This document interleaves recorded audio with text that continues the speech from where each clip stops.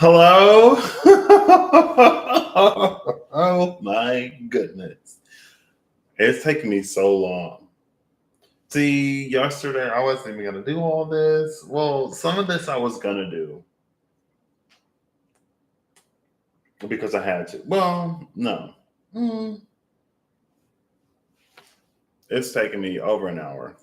I've had and finished two conversations, and the time it's taken me to get ready for this. Usually I just hit go live and we wing it. I had the thought, I'll just hit go live and I'll just like be live as I'm setting everything up. No. No, no, no, no. So this is what I'm going to be working with. You're going to see the template. Today, I'll put it in the title. I meant to do that, but I did not. So it is CC11 spiral. It should technically be spiral CC11, but we're doing CC11 spiral. I hope everyone's doing well, first and foremost. To those of you who have come and gone, goodness. Also, shout out to the natural light today. I felt like using it. It is, hey, Kathy, how's it going? It's been a minute since I've seen you. How you doing? Well, I guess kind of, but not really. So for one day only,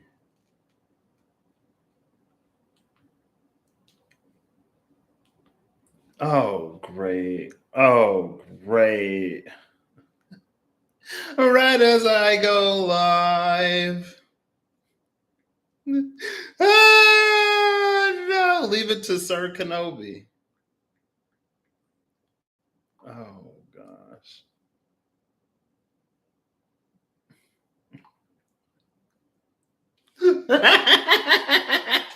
Ah, it's fine. Hello, Eve. How are you doing today?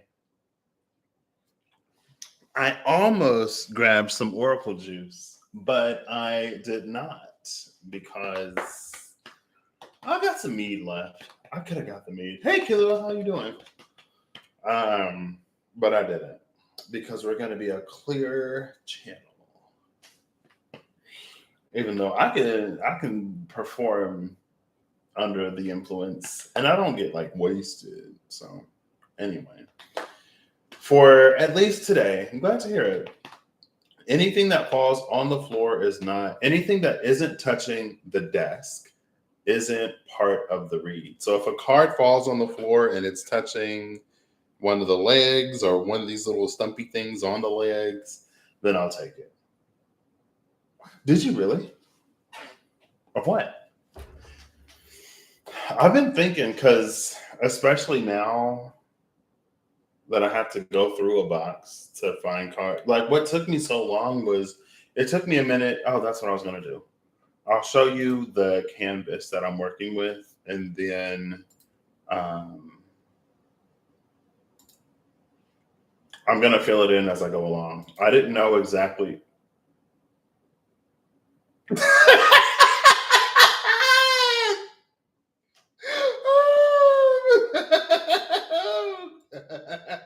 That is the kind of day we're having, apparently.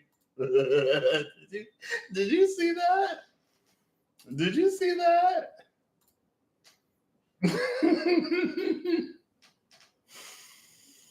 Oh gosh. Is that well, spiral is a part of it. Maybe that was part of the spiral. Oh my goodness. I'm not ready. This video is over. Thank you all for being here. I can't. I can't. If that's gonna be how we're starting things off. And it's already taken me so long. No.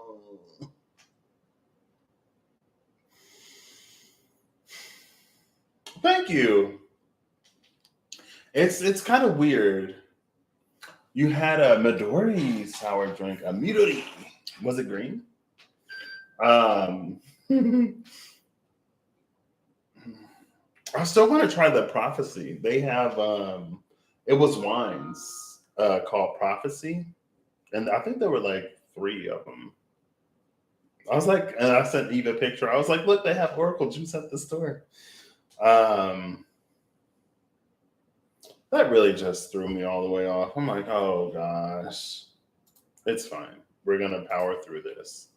We are going to power through this. I don't need. I added the wrong. I need to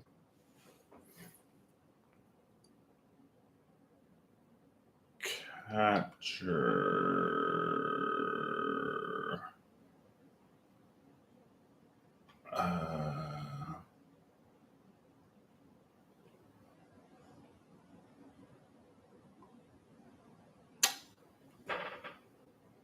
It's not an image. 1 second. I'm going to play around. Apparently, I didn't do enough of that before I went live.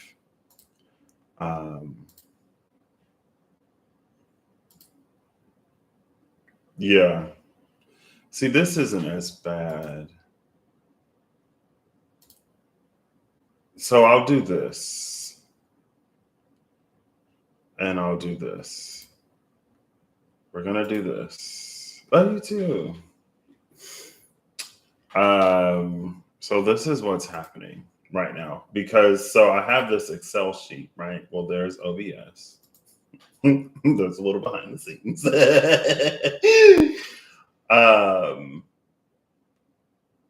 Oh, girl, hold up. Here we go. Oh, there. See, it got me again. It got me again. So here we go. I think it might be flipped, but this is what we're working with. So the CC, I went from A to Z, from AA to AZ, BA to BZ to CC. And then there's the 11. So I separated every 11 is a different highlight. And then you can actually see, because I laid it out this way. Hey, Kirsty, sorry I missed you earlier. It took me a lot longer to come up with this than I would have thought, I guess. I don't know. But I don't even know. I'm sure you can see this. Oh my gosh. Or not. Let's do this. I don't know what this looks like. Yeah, okay. Oh gosh, we're gonna be gazing down the tunnel. Into the rabbit hole we go. Ooh, it's doing the wave. Oh no. Sorry. Oh, I need to focus. Oh, there we go. There we go again. Okay. So you can kind of see the spiral. So I went from A to Z, like I already said, and I marked every 11. What I'm going to do is I have some dice that I forgot to grab before this. And for every alphabetical run, I'm going to use a different deck. I knew that I wanted to use the Quantum Tarot and the Mystical Shaman Oracle cards. I'm using the Mystical Shaman Oracle cards because of the upper world, middle world, lower world. And yeah, that's why I'm using the Mystical Shaman. I knew I wanted to use the Quantum Tarot. There's a deck that I don't have that came to mind, and this is the closest deck that I have to that deck, which is why I'm using this deck. Then I didn't know what other decks that I wanted to use, so that took me a minute to figure out after I got this set up, or as I was setting it up. So every deck is going to be a different one. I'm going to roll a D20. I'm going to roll a D4. I was going to roll a D6, but that's too many. I'm going to roll the D4 to see how many cards are going to be in each alphabetical run. And then I'm going to roll. Oh, gosh. Give me a second.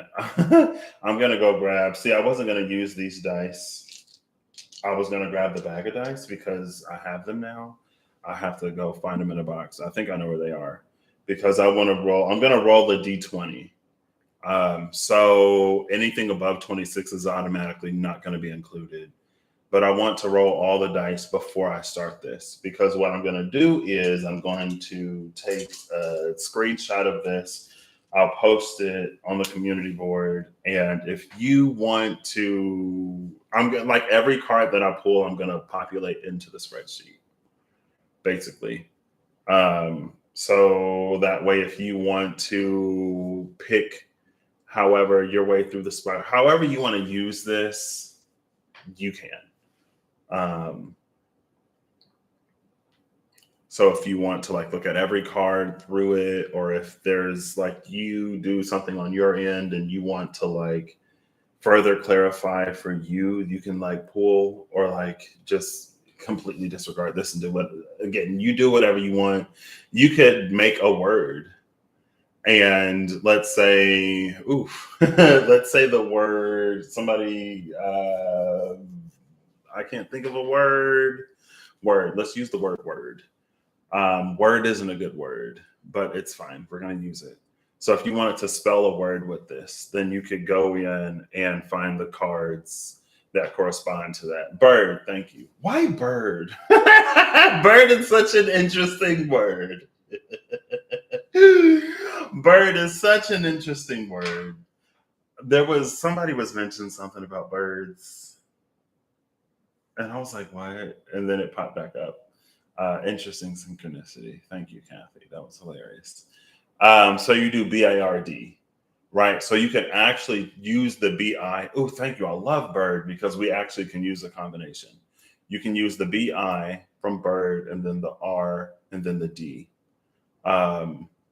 If you wanted to do something with like these, but well, all of these have already been used. So like I was gonna say, if there's a word that you wanted to do, but it's like AP instead of PA, you could always like take that in reverse or whatever instead of doing like PA. Again, it's up to you. Yeah, so I'm gonna go grab my other bag of dice because I want to be able to roll all of the D20s at the same time.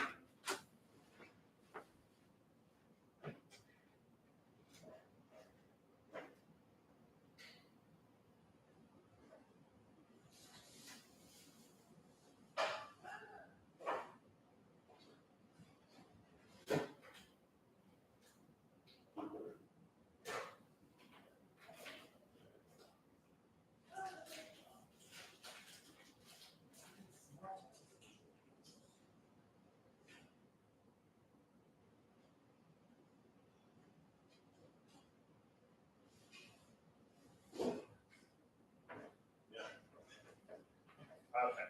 Do not be alarmed if you don't understand what's going on. Technology has already told us that there is no hope for our kind. Ooh, as soon as it popped up with all these tunnels, the woo, whoa, whoa, whoa, whoa, whoa, whoa, whoa. Oh, it did it again. Oh, somebody actually told me if you have okay, let's calm that down now. Somebody told me that if you have multiple windows pulled up on your computer, if you shake the window, well, if you drag and drop, you click on the header and you shake it, it'll remove everything else, which is interesting. So what was meant to give us clarity in a way by removing all of the background noise created this. That's the initiate. Anyway. Okay. So I have my mouse out. What I'm going to do first is I'm going to roll everything up. So I already know. And then as I go through the cards, I'll just hold on to them. So basically what I'm going to do is for the 11, I'm going to go through the Mystical Shaman Oracle cards. And I already know if I had more time and more space, if this were a pre-recorded video and I was doing the whole thing, maybe I'd do all 11. Hey, Holly, how's it going? but I'm not. So I think I'm going to do the first card, the sixth card, and the 11th card. Or is it the first and the fifth? 1, 2, 3, 4, 5, 6, 7, 8, 9, 10, 11. Yeah. I'll do 1, 6, and 11 after I shuffle up the Mystical Shaman Oracle cards. And that's going to be like the basis. So the spiral part, this now, I'm all kinds of discombobulated. I'm going to timestamp when I actually start. Don't worry. I'm going to hold the cards up as I go through them. You'll have to, I'm not going to timestamp each individual card. So I was at work yesterday because today is Saturday. Even though next Saturday I'm going to be at work, so it's real. Training is over. It is time to move on to shift, and I'm like, ooh. Anyway, so I was at work and I was doing my little thing as I always do, and I work in a manufacturing plant.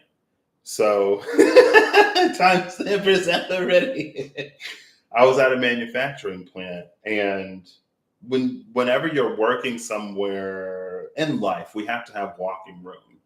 But also in a manufacturing plant or in a plant of many kinds, it's like you have to move stuff from one point to another point, but everything can't run on the ground because then there would be nowhere to walk.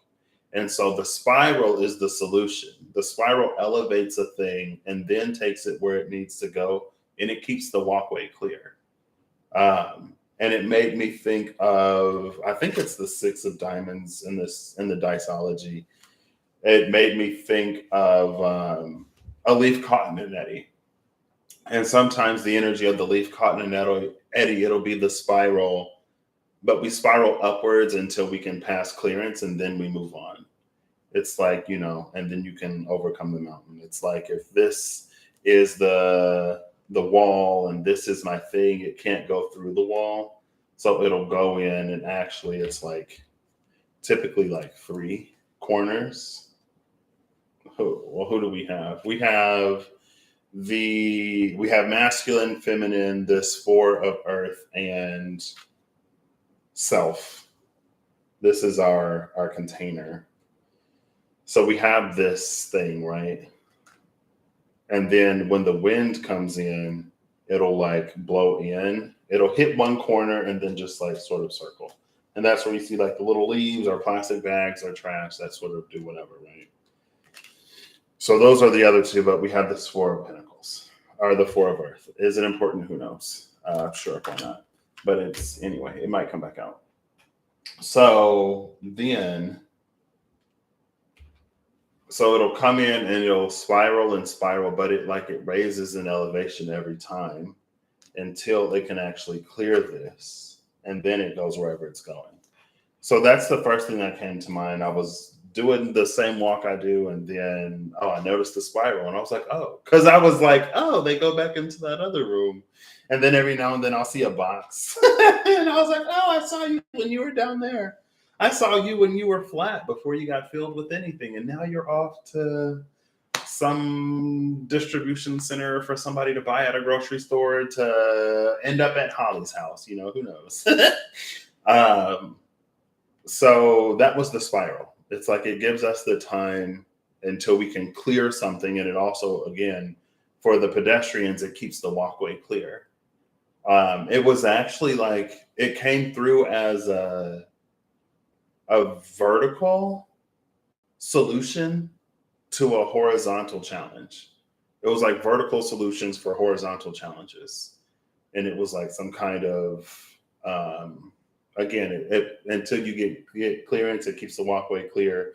But also it was like when you're building the spiral, it's more than just the distance from point A to point B, right? Because you also have to account for the material used in every loop.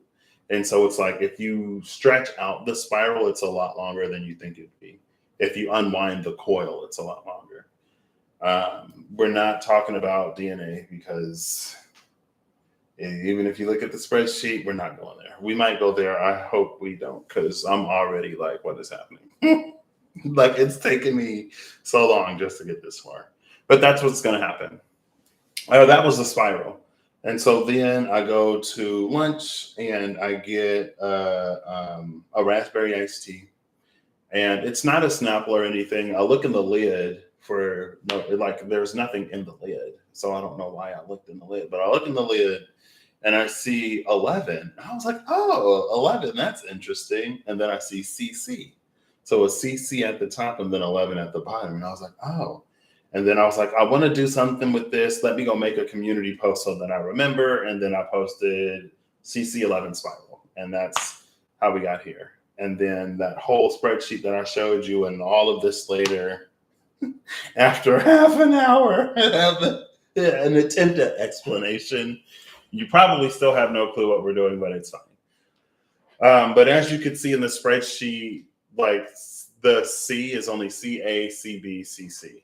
So CD through CZ and everything after that is unaccounted for. So yeah, and then I did the alphabet first, and then I was like, oh, I have to incorporate 11. So I highlighted every 11 or every other 11 I highlighted.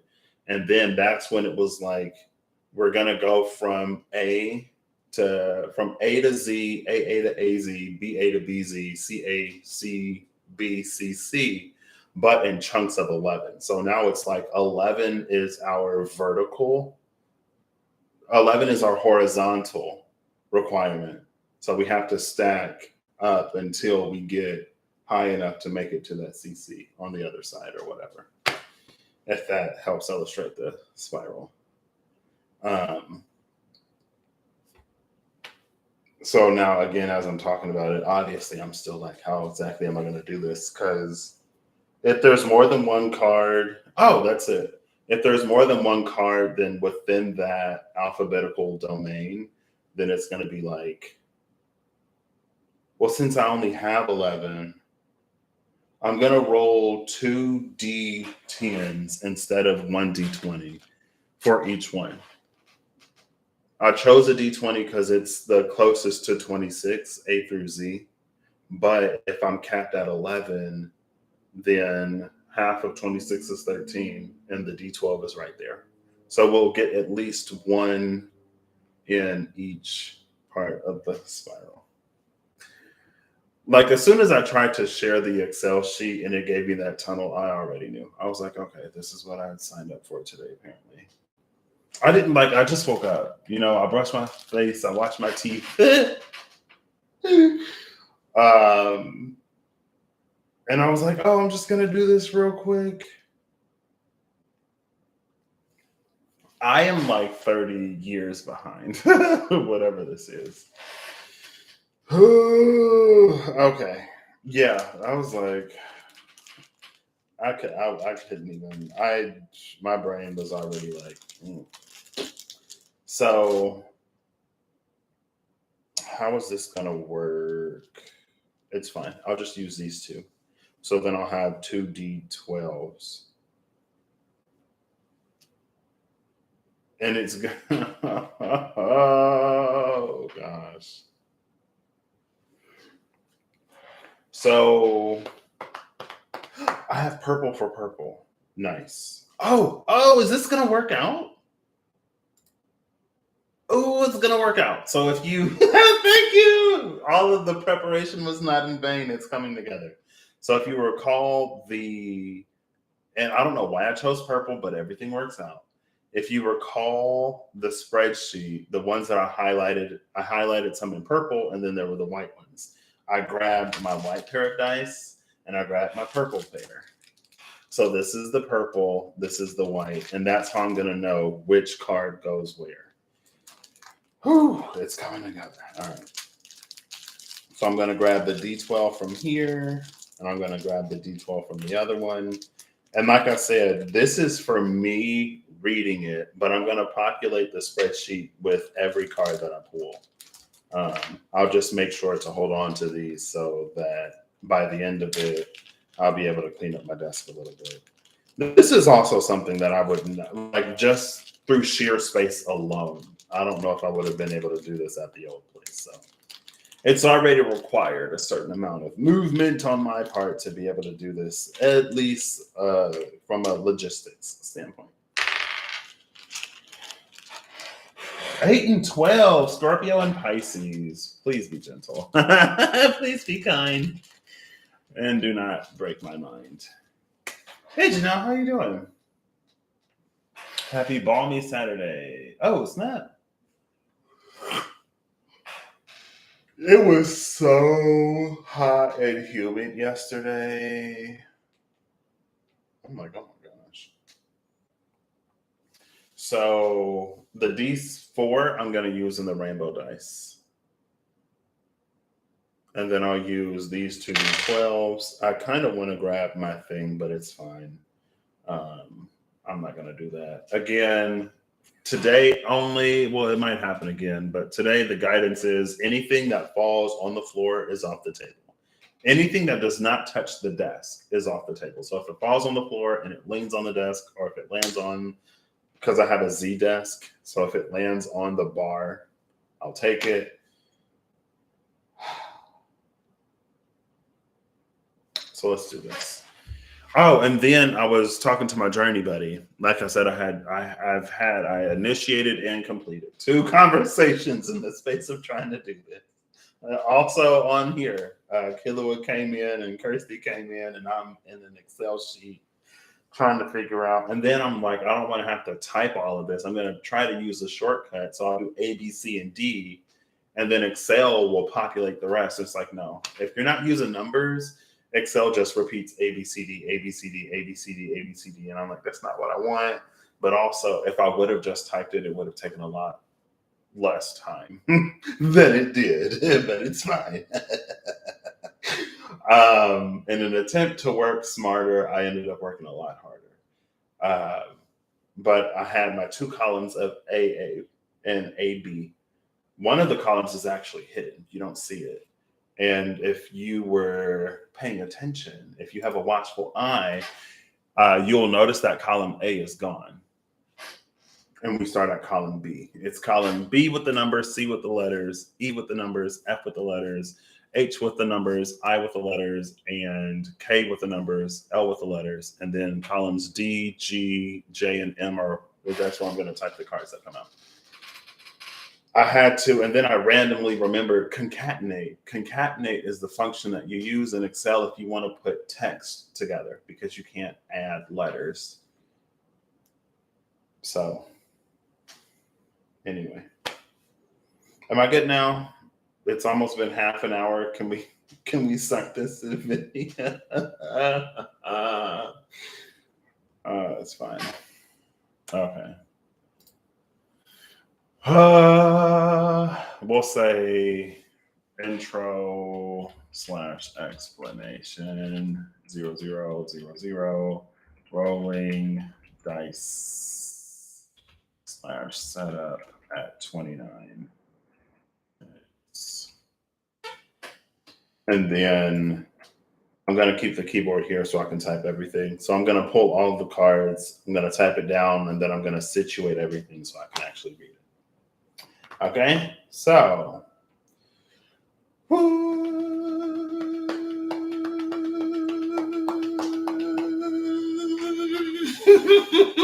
is that? Why did I do that? It's fine.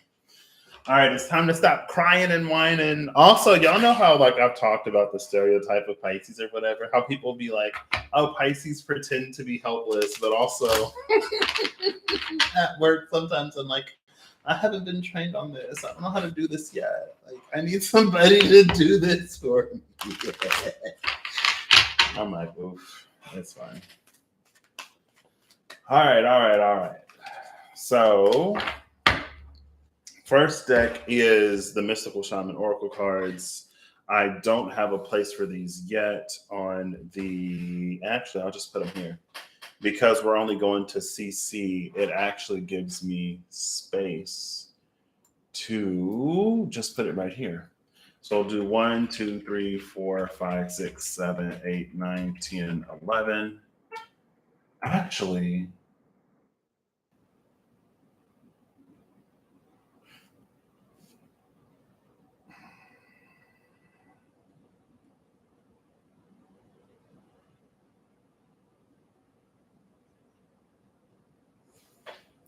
Like I said, I'm figuring this out as I go along. Um,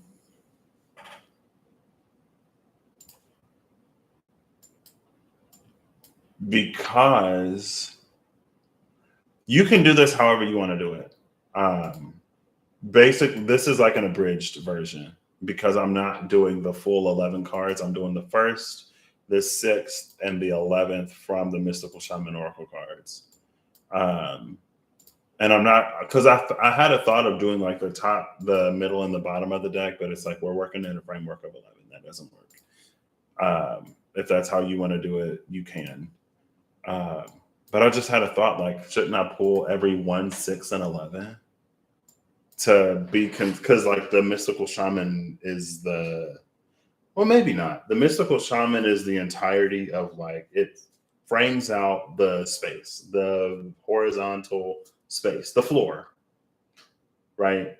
That's like we have from 1 to 11, and that's what the framework of the mystical shaman is. Then the spiral is going to be in the other decks, so it doesn't necessarily have to occupy the entirety of the space in that room, or it doesn't have, you know what I mean? It's however it's engineered differently for different purposes to create different walkways and pathways.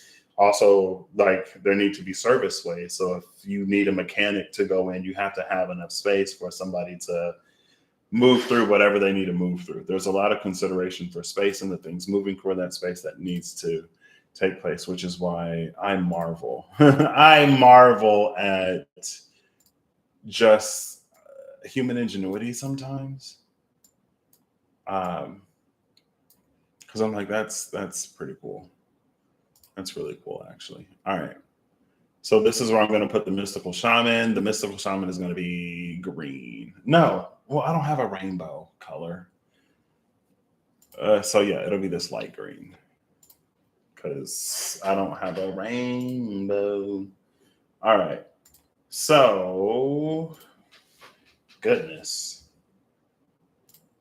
I'll make this smaller. Now, the beautiful thing is this is small enough that I can still see the chat. Because at first I was going to go, and that's another reason why it took me so long, because after I decided how I was going to do it, I had everything in one column. And then I was going to put the card to the right. And then I was like, oh, but like if I share this, then that it's difficult to share. So I'll separate it. Anyway, okay, are we ready? I said 29 minutes. That was a lie. Timestamps are approximations unless they are provided by someone else. That is one of the rules on this channel. Timestamps are approximations. All right. Oh, gosh. They're still on the table. Wild Woman is like, I didn't fall off the floor. But you still weren't expecting me, weren't you? No, Wild Woman, I was not. 3 cards. Are these my 3 cards? So the preliminary, we'll see, because this don't count. I'm gonna stick to the layout, but we have 3 cards, and I'm gonna pull 3 cards. So this is like the blueprint. This is the rough draft. This is like before it's actually built and we put stuff in. The space looks like it's framed. Is that a thing? That numerologically though, that's very interesting because we typically associate the 4 with framing things.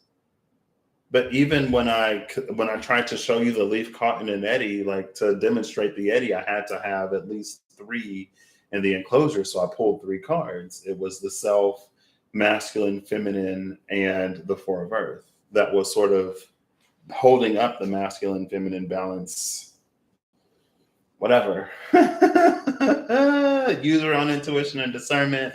Pisces and Scorpio energy came out. I'm going to do my best to guide you through this or to be your guide in this. I encourage you to walk your own pathways, but know that I don't even know if I'm going to get out of here. So if you're not ready to go Scorpio, click off now. Skip this video. Because I don't even know what's happening. The first card is the Wild Woman. And I feel like Wild Woman is taunting me. She's like, ooh, I stayed on the table, so you can't say that I don't count, even though I jumped out of the deck when you were trying to get your first shuffle in. What's interesting is the second card, because the second card, oh, snap. So Wild Woman is 62. The second card is 63, and it's wind. The leaf caught in an eddy, talking about the wind. I was like, oh, Wild Woman, wind with the wind blowing through her hair. I actually had to I turned up the AC because I was like, I don't feel like sweating. I cannot sweat while I do this. I was about to click go live, and then I was like, well, I'm getting warm. Can't do it. Turning up the AC.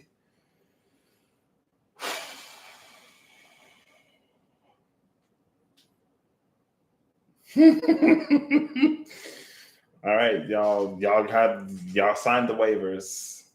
To continue watching this video is to sign your waiver. I have warned you, and if you skip this part because whatever, then it's fine. The third card, oh snap. The third card is number 42, and it's the Rainmaker. The Wild Woman, wind, and the Rainmaker. But doesn't it not look like the Rainmaker could be the Wild Woman? What is happening?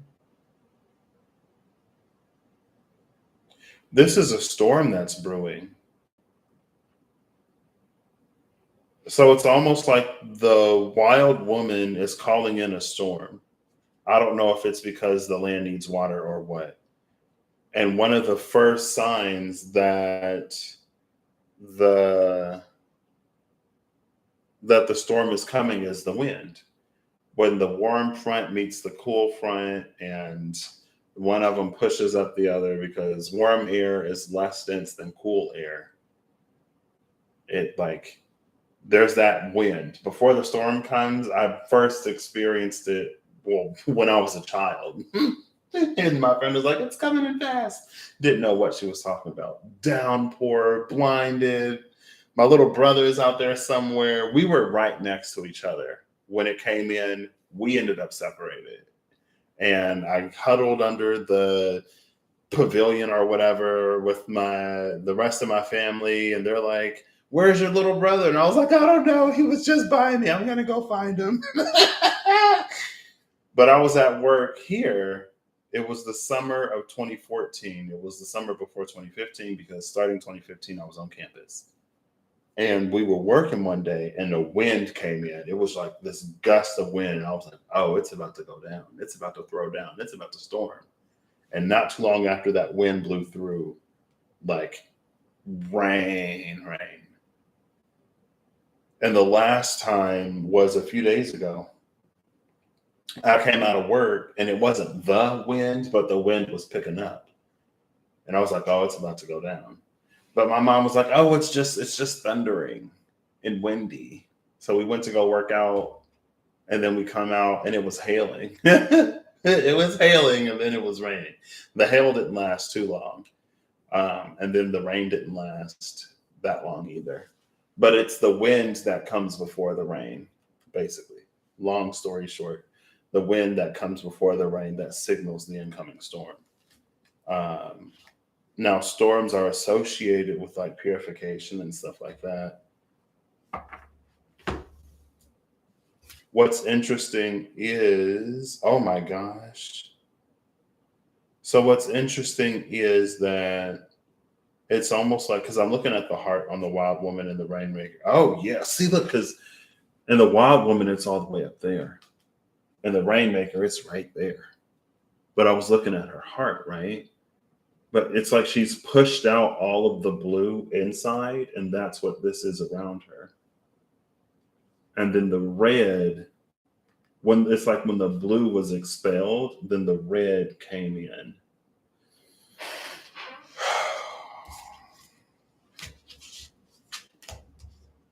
So the wind could be a result. Oh, it's there in the wind too. But so that thing is the wind? Because in wind, it's like the number. I was going to say the wind could be the result of this thing moving in. It moves in at force, and it creates wind as it moves. Girl, Who's the bottom of the deck? The bottom of the deck is taming the wind.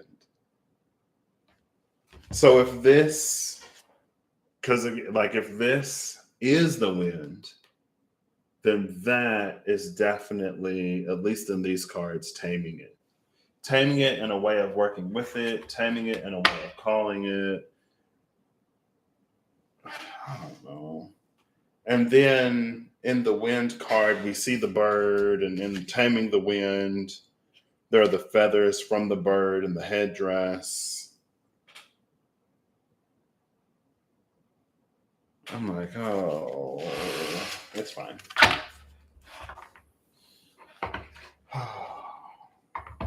$42, it was 62, 63, and 42. 62 was Wild Woman, 63 is the wind, 42 is the Rainmaker. All right. So yeah, that's the blueprint. As we're brainstorming what the space is going to be, that's like before we actually build it, that's how it's designed. That could be before we fully consider, like, because it's like, you go in with the thought like this room is going to be used for whatever. And so it's like, oh, we're going to need this. We're going to need service ways. We're going to need whatever. But then when you actually start to consider how people are going to move and work in that space, that's when you got to start incorporating spirals, because it's like, in order to clear this walkway, we'll have to introduce elevation. Is that part of the, what was it? Vertical solutions for horizontal challenges? I don't know. What do I know? All right. So, you're face down. Okay, I'll start here. You get an honorable mentions. I don't know if you're face up. I don't know if you're upright or in reverse. It landed face down on the edge. It's on the edge. It's more on the table than off the table. Does that mean we only consider 95% of this energy? Because 5% of it, all right, Kathy, 5% of it was hanging off. I don't know. So I'm going to pull from the top of the deck. Card number 1 is the staff. Because why wouldn't it be? And the staff is number 51. Am I going to put the numbers on here? Sure, why not? 51 staff. Card number 2 is the Holy Mountain. Again, so like if you're doing this and you want to pair it with every card, or however you want to, if you want to just take the format and formula and then kind of use your own decks to do whatever. The second one is the Holy Mountain. Oh, look at that. Look what's on the Holy Mountain. You see that? I can't see me, so I don't know if you can see it, but there it is. Can you see it? Yeah, you can see it. The Holy Mountain. It's the wind. Of course there's wind at the top of the Holy Mountain. Why wouldn't it be windy? If you're not careful, it'll blow you off the peak. The Holy Mountain is number 25. Third card is the Earth Keeper. I wish I could move. I'm going to move this so I can see if you can see. There we go. The Earth Keeper is number 3. I'm going to timestamp when I actually 18. Did I say 23? Number 3. I'm going to timestamp when I actually start reading too, because it's going to be a lot of like typing, especially in the beginning. Number 4 is 56 Thunder. Not Rob in my mind going thunder. No. Thunderstruck. Number 5 is 64, The Witness. Girl, what is happening? I'm glad I'm only picking 3 cards, because I'm going to be next. Number 6, which is our second anchor, it's anchoring the middle, is the Smoky Mirror, which is 47.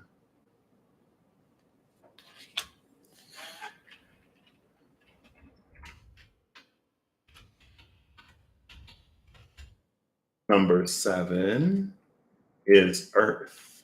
17. We already had the Earth Keeper.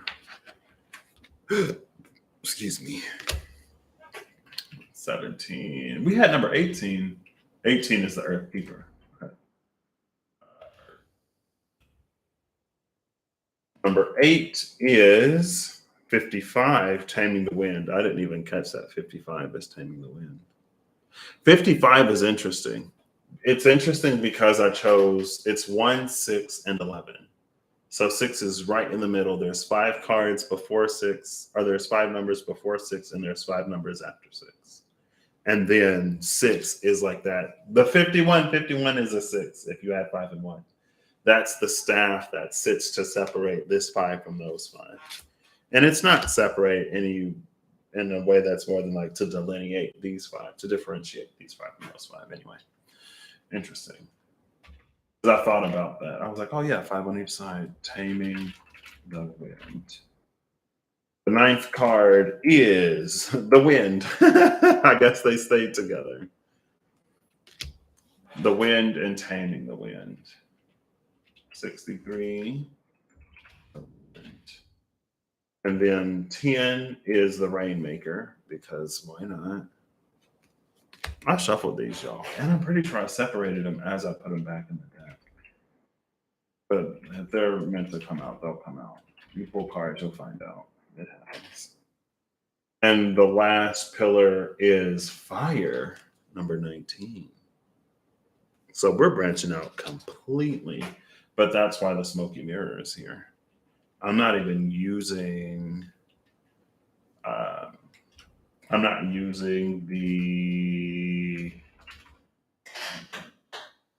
Tarot Apocalypsis, but in the Tarot Apocalypsis, there's the Magician, and it talks about, I think, the Kabbalah, but how like fire in the heavens is water on earth, and probably vice versa. So the fact that that smoky mirror is here, it's not surprising. And it's like the mirror is smoky because it's hard for us to see that down. Like this is the manifestation of that down here. It's like, and with a change in elevation, there's a change in temperature. There's a change in a whole bunch of other stuff. Heat rises. I already talked about what happens when the warm air meets the cool air, right? It's typically cooler on the bottom because warm air is less dense. The thing that's less dense is on top of the thing that's more dense. And so as the water rises, it becomes fire. But again, it's also the serpent in reverse. I was like, why is there a random card here? Is it upright? Is it in reverse? The serpent is the one that came out. It's number 46. But it's interesting because we have the one that goes above and the one that goes below, as I'm talking about like how it manifests differently. So I'll just put you here for now. It's 46, the serpent.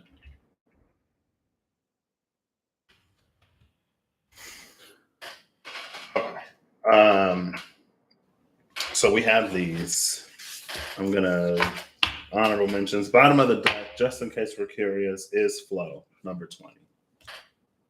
So yeah, it's like it's this smooth, continuous process from one to the other.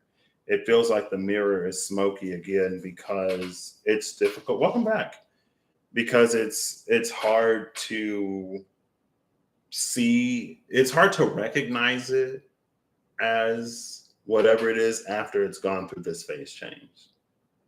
And it's more than a phase change because it changed elements with the Rainmaker that we saw earlier.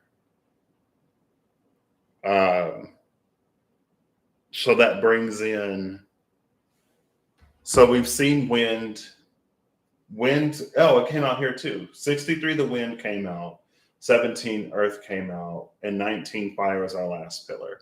The only element we haven't seen is water, but we saw the wild woman taming the wind to call in the water. And that's why, again, it was that energy of like, it must be dry or something, or else the wild woman All right, Eve. Thank you. It's probably gonna be a lengthy video. Enjoy your lunch. Um, the wild woman wouldn't be calling for rain if water wasn't needed. But again, it feels like the smoky mirror is here because it plays into that, like, heavenly fire is water on earth. And so it's almost like the wild woman, maybe that's why it changed from blue to red too. Because it was like in the rainmaker, it was blue around her, but as the blue left, it made room for the red inside.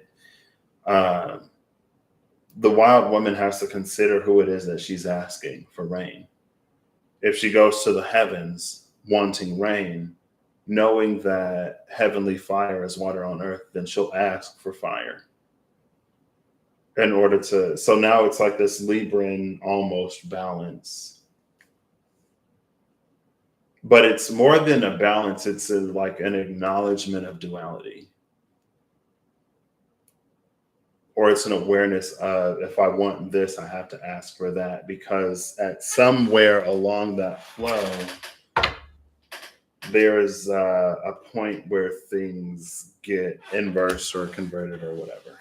If we're not aware of that, then it's smoky mirror. It's like, I asked for water. I asked for water. Why are the fields on fire? And they're like, oh, well, here, water means fire. And you're like, what? In what world would water mean fire? Where? How? Why? And they're like, here, we just said that. Anyway, so I have my 3 here, plus the serpent.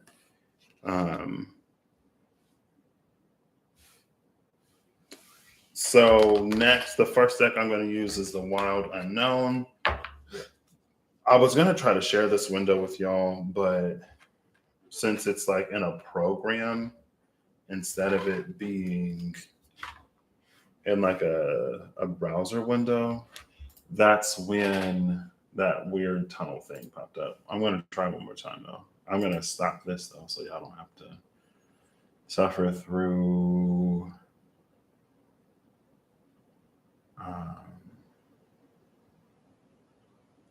is it a media source? I don't think so. Oh no, that's for something else. Oh, I'm not trying to delete the scene, because I would love it if you could actually see this. It's not a game, but I wonder if they treat it like one.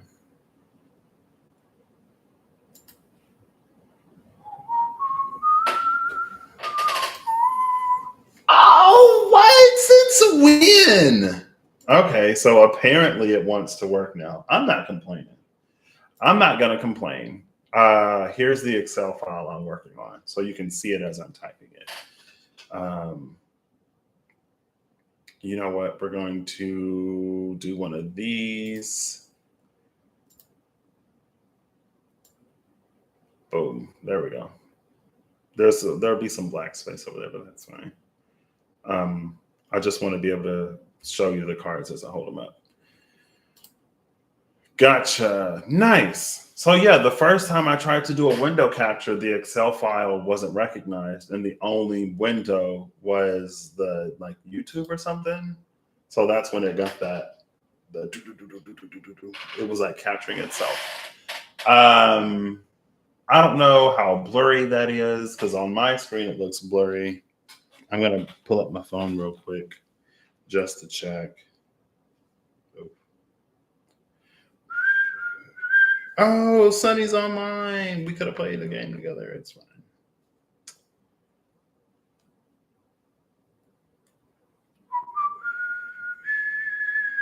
Also, I don't know if it's like backwards.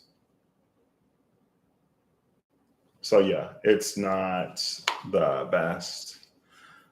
Oh wait, it's fine that it's backwards because YouTube flips everything. So at least it is, yeah. So the format is right. I just need to see if I can clear it up a little bit. Honestly, I could probably just. I don't need the cursor to be captured.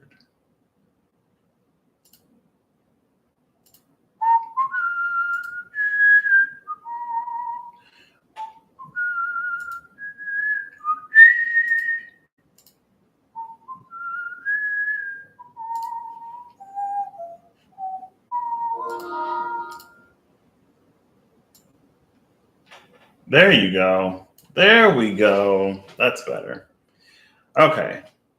So, boom. This is working. It's working. Oh, you can read it fine. Okay, thank you.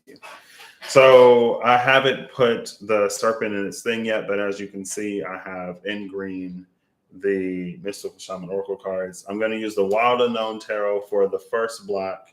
I'm going to use the Runic Tarot for the second one, the Dreams of Gaia for the third one, and then the Quantum Tarot for those last three cards. And I'm going to pull all three in the last one.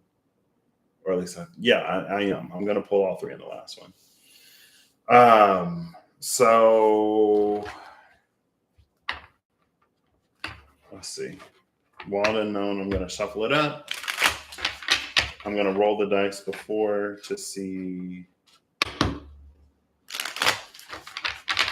Oh, gosh. I don't know if it's going to be like how many of each or if it's going to be the cards overall.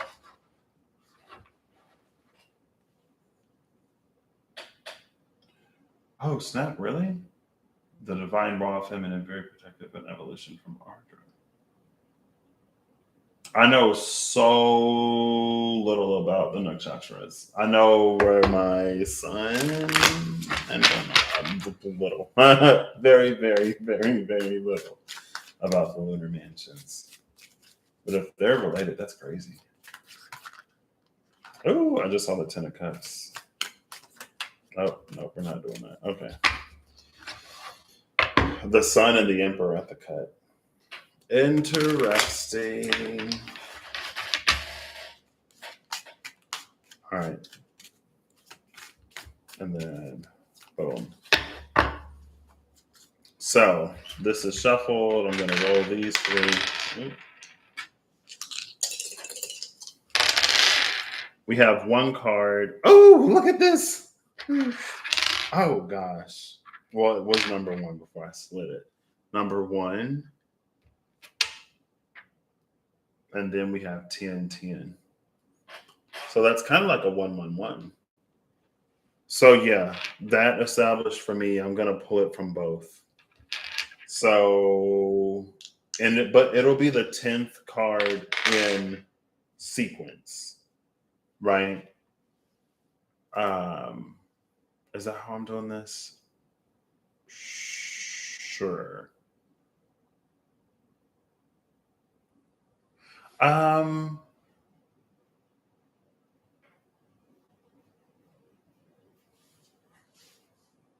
Yeah, at least here. Okay, so I already shuffled it. So it'll be number 10 and then number 21. Because I'll do the 10th purple and the 10th white. So pulling off the top, let me make sure I'm actually in Excel and not trying to click into the YouTube video. Number one is the Four of Swords.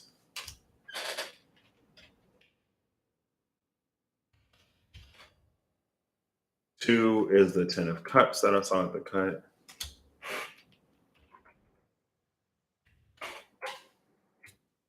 Three is the Son of Wands. As you can see, this is going to take a minute. 10 of Swords in reverse, but I'm doing all of right. There's a fourth one. But even though like that 10 of Swords could have stayed in reverse. Next we have the Eight of Cups. I don't know why I typed that one out, but maybe because it was E. Then we have the Seven of Swords. And a dream.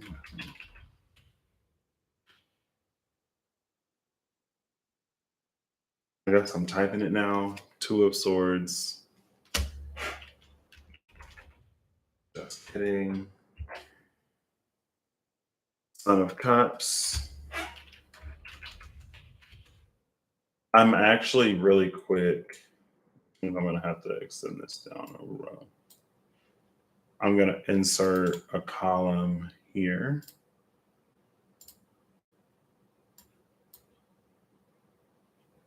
And this one, merge and center. Yep. On the header, I'm going to put these. So this equals 1. This is under 6. And this, oops, lost my mouse, is under 11. So you know the columns that I'm working with. This is almost also initiate, seeker, and keeper. I'm going to keep this green color. And I'm also going to do the borders. There we go. I could have extended the thick border, but that's fine. All right. So 9 is the 8 of Wands.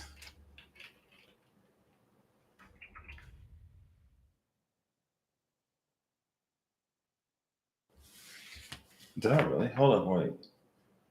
You kept receiving padded envelopes. And then a small brown box. Yeah, because and they are small brown boxes. It was a small brown box in my mind where I was like, oh, let's go into Holly's house. Wow. All right, so the 10th card and the first is going to be the 5 of Swords. So I'll put that here with the staff. And 5 of Swords. The 11th card is going to be the Son of Pentacles. So the first spiral gave us 3 out of 4 of the suns. We got the Son of Wands, the Son of Cups, and the Son of Pentacles. Also had the 10 of Cups with the 10 of Swords, the 8 of Cups with the 8 of Wands. I am going to put 8 here. I was going to leave it, but for the sake of quick visualization. So that was this first half of the spiral. The second half is going to start with the 2 of Cups. Gonna get all the 2s too. 8 of Swords was in reverse, but I'm putting it up right. 8 of Cups, 8 of Swords. I'm only pulling 26 cards. 6. Almost did it again.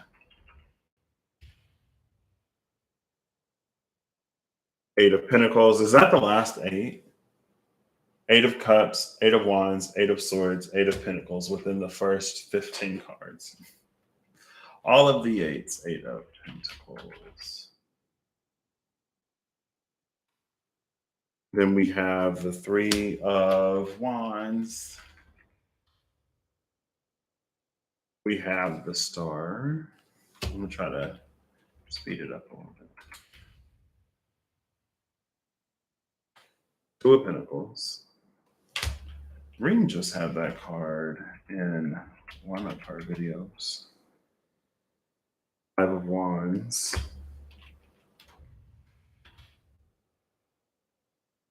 The Mother of Cups. She gonna be the only mother? The Empress is the 11th. And the Hierophant. Interesting. Heat arrow. So this is our second 2.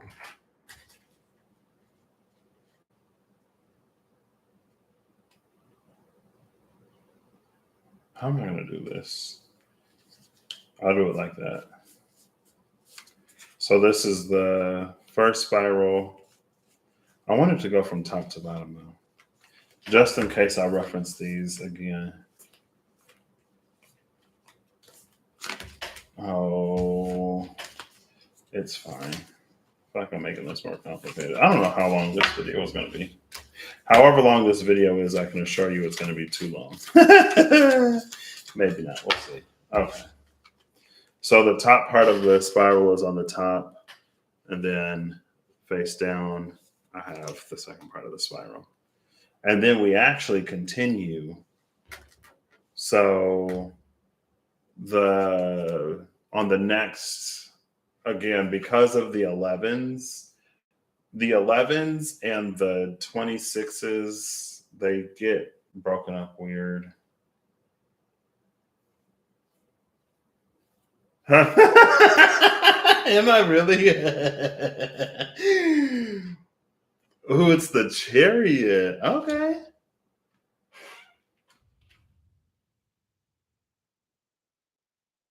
Then we have the Nine of Wands, which was also, I remember in videos recently. The Lovers.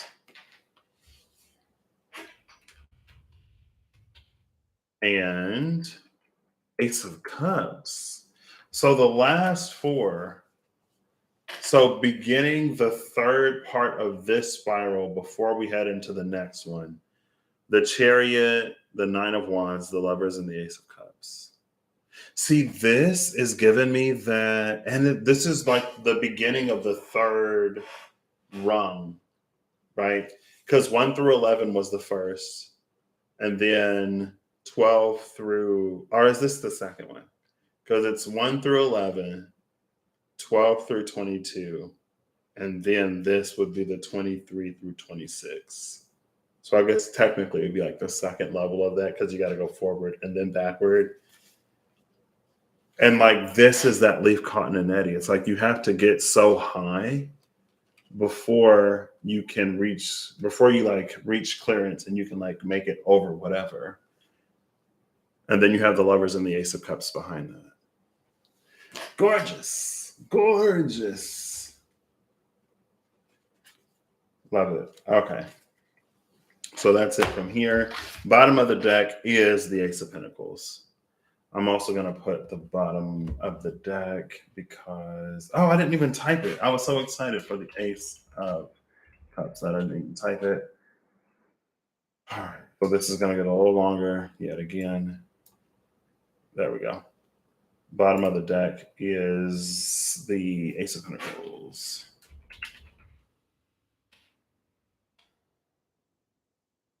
All right. So that's it for the Wild Unknown. I'm going to put you here.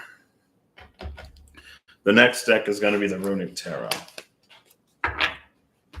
So in our first, the cards of interest within the first part of the alphabetical run, there's only two. So we have the Five of Swords and the Empress with the staff.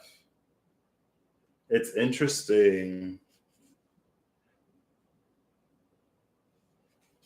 There's this one sword that like cuts the worm in half, and then there's the staff card here. Oh, that Five of Swords is in reverse. The Five of Swords came out recently. This Five of Swords, I've never seen it this way.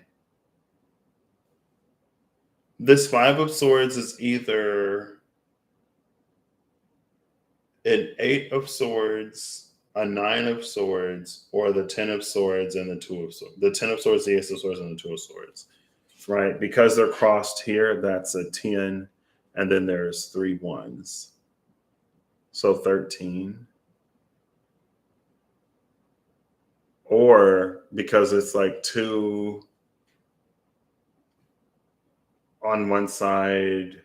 Anyway, we'll say 13. I was looking at it this way. I don't know. There's energies in here. But it feels like this sword is the staff. So I don't know if the staff has like a pointed end on it.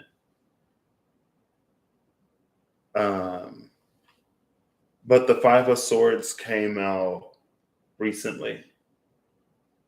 And it was an energy that was like, oh, I can't remember exactly. But it wasn't the Five of Swords in a bad way. I feel like it was like the Five of Swords in a way of like us doing what needs to be done. Oh, no, no. It was with the devil. I think it's when I did this side versus that side, and this side was winning it, and that side won one time in the last round, and it was the devil. The devil had won, and I can't remember. I think I titled that "Play Silly Games, Win Silly Prizes." Maybe, maybe not. But it's like the devil had won because the other person just walked away. But it's like it was one of those no-win situations where the best course of action would be to walk away. And the Eight of Cups was in the first. Hold up. This was the second one. This was the second one. This was the first one. This is the third one. The Eight of Cups was in here after the Ten of Swords. So yeah, that Ten of Swords, because with the two swords, it makes the X, which is the 10. After that Ten of Swords is the Eight of Cups, is walking away. So it's a choice or decision to walk away from something that actually puts one in a place of power because it culminates in the Empress. Okay.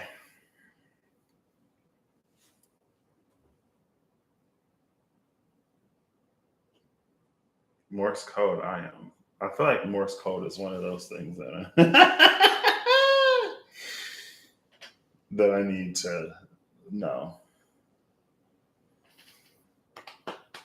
Okay. So the second round that has the smoky mirror as its header is Kathy Twitty's contribution. So bird for this one would be the Ten of Cups, the Eight of Wands, the Two of Pentacles, and the Ten of Swords. That was gorgeous. I was like, that was gorgeous for a second. But it culminated in the Ten of Swords. But the Ten of Swords, again, linking back to this five, especially on this Five of Swords, like this feels like an energy of something that it's like the Hydra. Because a worm that's cut in half, it's like, I don't know if it's each half will like basically become its own worm, but like a worm that's cut in half will survive. And so it might seem extreme to someone on the outside that like, why is the worm pierced in so many different places and cut in half? Well, if you knew of the nature of the worm, you know that the worm can survive that. Like that's a worm that's still living. And not only can the worm survive that, that's a problem that's essentially multiplied because now there's two of them rather than the one. Again, it's all contextual.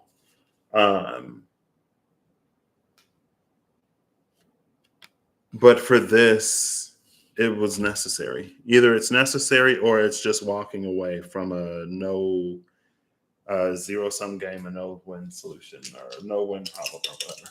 Okay, so.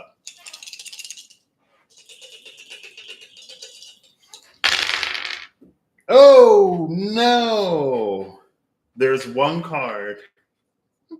There's one card and 11 from the light set. It's the 11th one here, so that'll be 44.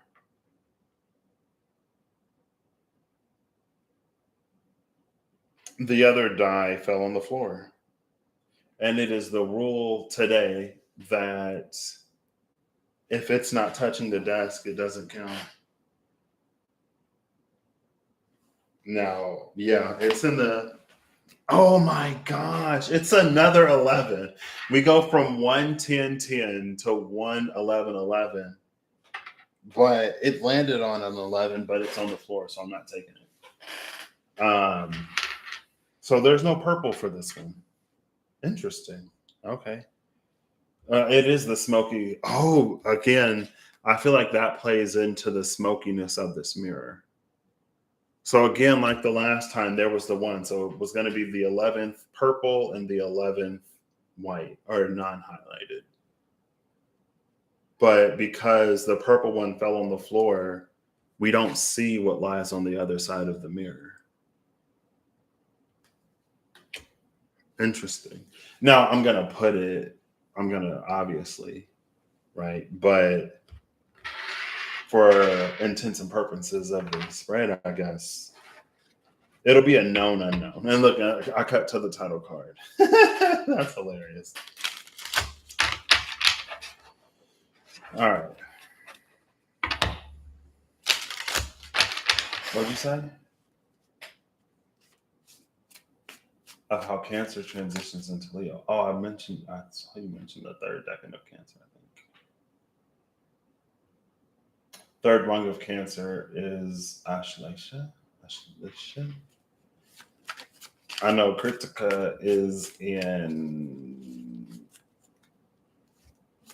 Taurus, because that's where my moon is. Or it spans Taurus Gemini. I don't remember. Okay. Wow. All right. What does the word worm spell? So worm is the Chariot, the Eight of Pentacles, the Two of Pentacles, and the Eight of Swords. So let's see if I can make a word with energies that I want. So I want the 10 of Cups. So there's going to be a B in the word. I wouldn't mind the Lover. So there's going to be a Y. The Chariot is a W. I'm kidding. I was going to try until I was like, okay, yeah, no, that's fine. The vowels are the Four of Swords, the Eight of Cups, the Eight of Wands, the Eight of Pentacles, the Empress, and sometimes the Lovers. So the vowels aren't bad. Because, I mean, words have to have vowels, right? And that's another thing. I guess it's another layer that one could look at. All right. We're ready.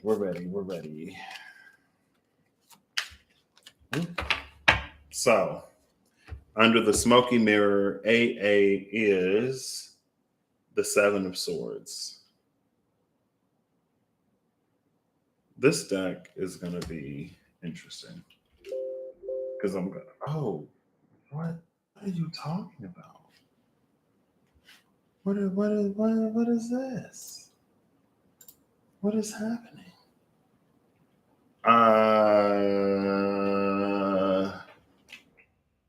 Now we also get rooms.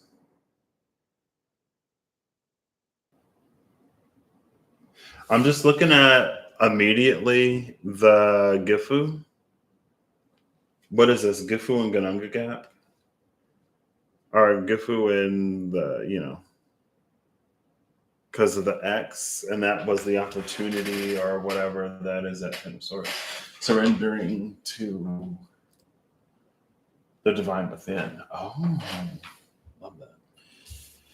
So, second is the Hermit. I guess I'm not putting the numbers on these. Then we have the Star again.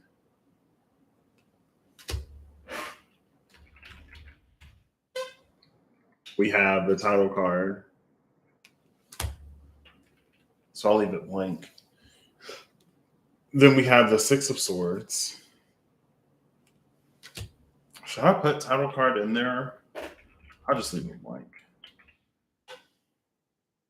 We have the Three of Horns or the Three of Cups. That card was at the cut. Or that card was at the bottom of the deck while the other title card was at the cut. We have the 10 of Swords again with all of these runes.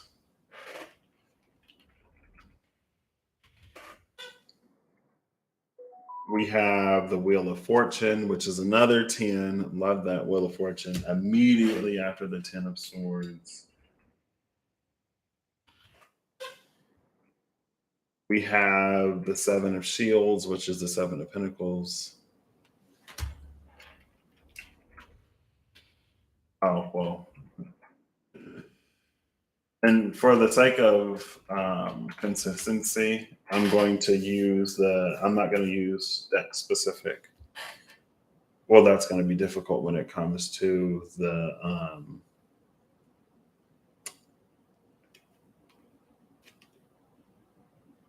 Temperance.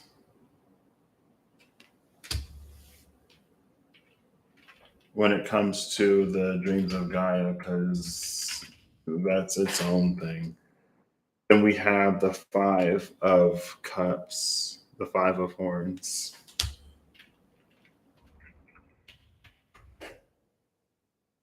We have the Four of Wands. Look at that. Something interesting is going on here. Because there was the Ten of Swords that turned to the Wheel of Fortune. And then we had the Seven of Pentacles that turned to Temperance with Five of Cups. Oh, okay. So it is like, you know how, just really quick, how when we make a decision that we know is the right decision for us, and then there's like that lag time between the ending of the old and the beginning of the new, like that's captured here. Like we make that difficult decision that makes us less available for some things and more available for other things. And in the between time, there are still things that we sort of like with the Seven of Pentacles that we like work on, or that we, it's almost like creating new habits. It's giving ourselves time to like detox before we do the new thing. And then there's something that's additionally provided Temperance, and then through that Five of Cups, then the Four of Wands comes.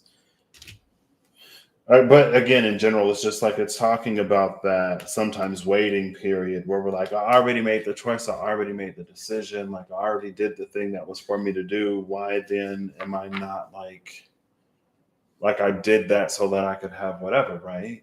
Oh, sorry. That's why I looked. So this is the first spiral. The first, well, the conclusion of the first part of this alphabetic block of the spiral ended with the Ten of Swords. Ended with the Ten of Swords. And then it wrapped back. Well, because it was that, and then we're here. So it's wrapping back, and it's starting with the Wheel of Fortune. Okay. So that part is concluded. I'm trying not to confuse myself. There we go. Four of Wands. Okay. Then we have the Empress. The Empress again.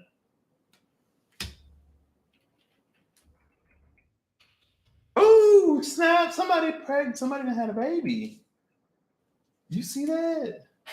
She went from whatever that Five of Cups is to meeting the love of her life to having a baby. Okay. I'm going for 44. Actually, see, I don't want to highlight it because then it's fine. Oh, I know that I'm looking for 10. 11. I'm looking for 11, which is the last one. I'm rolling a D12 within the framework of 11. Ooh, Pisces, what are you doing? The 12 did come out first. I didn't even catch it when the 12 came out, because I could have rolled a D10 and been within the 11, but I'm rolling the D12, which is just outside, which is fine. Because it's on the next go around. It's like on the other side of that part of the spiral. I didn't catch it before. Okay. So that's the Empress. Then we have the Seven of Cups, which is a celebration in this deck, I think. Oh, look. And now it's like the Empress, it's like the baby's first time being around family or whatever. It's like this is the delivery room and this is when like she makes it home. And everyone's like, "Oh my gosh. What is happening?" Cute. Seven of Cups. Oh, I put her on the Empress. Then we have the Ten of Cups. Okay. The Ten of Cups has come out in both decks. Obviously, there's some gorgeous things going on. Then we have the other title card. So we get both blanks. We have the Queen of Cups, which is the Mother of Cups that we also saw. Oh, wait, I left it as I'm going to have to change the suns to knights.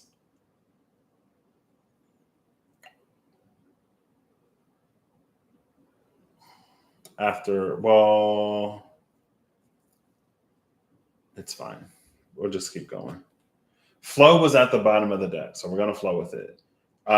We don't have to have every level of the spiral be consistent because it's different. It's at a different elevation.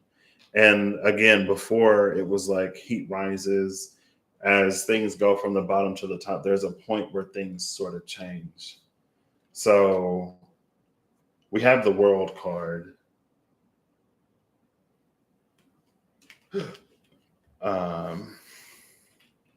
And then AR is going to be, what word is this spelling? We had J Y A R. The word that we have, no. Hold up. We have JUAR.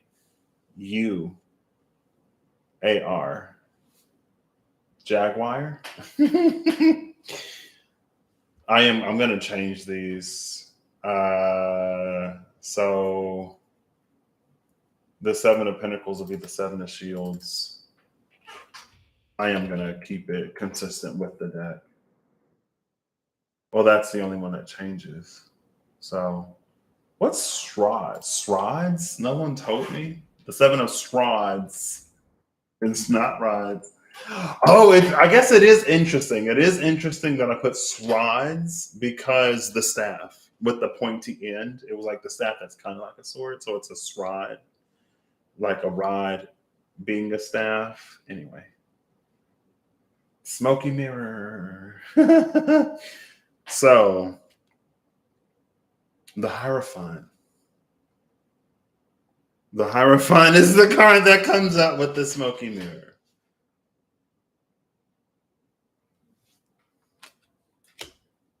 Of course it is, because why wouldn't it be? It's interesting though because the Hierophant came out after the Empress. I have it on my list right here because here's the Empress. That was the second 10, and then there's the Hierophant right under it. Here, my 11th card is the Hierophant. I think that's interesting. You may not. Oh, this is the first 10. Okay.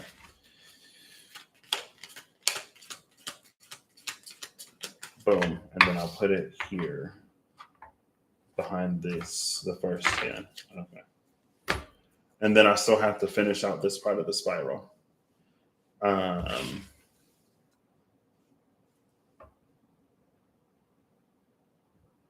I'm glad y'all are, sorry if I'm not the most attentive. I feel like y'all are used to it, but. Next, we have the Page of Wands. We didn't have any daughters show up last time. Page of Wands. Then we have the Two of Cups, or the Two of Horns again. The two of horns and the 10 of horns.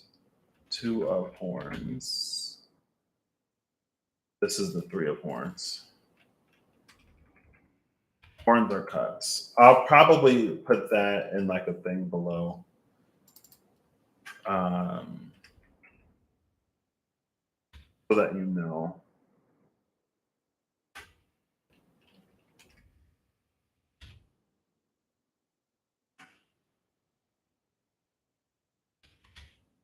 Did it say? I don't think the queen said horns though. I think she said cups.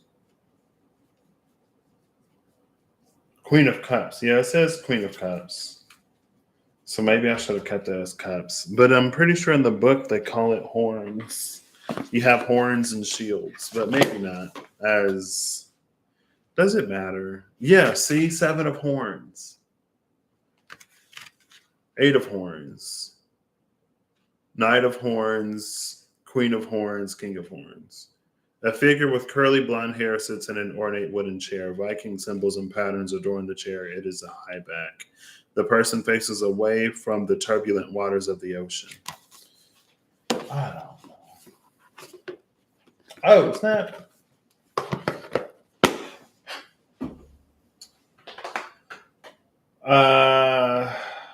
Okay. So we have the 2 of horns, then we have the 8 of shields. Did I fix all these? 10 of horns. I'm going to put Queen of horns, even though the card says cups.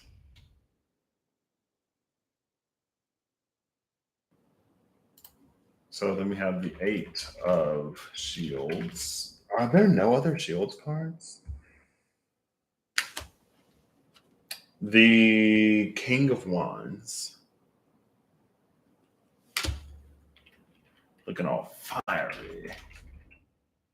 Oh, we go from the Page of Wands, the 2 of Cups, 8 of Pentacles, King of Wands. I already put the book back. I'm sorry. I want it to be consistent with each different thing. The suit of horns is cups. The suit of shields is pentacles. These are wands. The wands are just wands, and the swords are swords. Good to know. Thank you.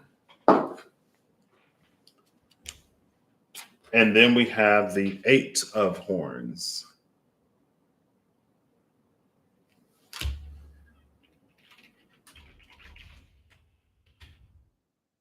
We have the 9 of horns. Oh, I started typing again. Oh, it's fine. Only the 8s. It got me last time too, because I typed 8 of cups. I was like, oh, E for 8. I don't know why I'm inclined to type the word 8 rather than put the number today.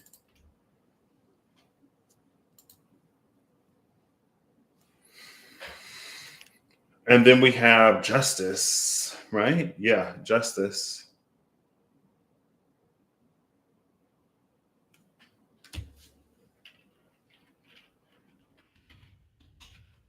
And then finally, we have the 4 of swords. So there you go. There you go. Is that Kanafa? It was so bright. I had to like tilt the card so you could see it. The Viking funeral, 4 of swords. Very, yes, lots of horns. Very horns.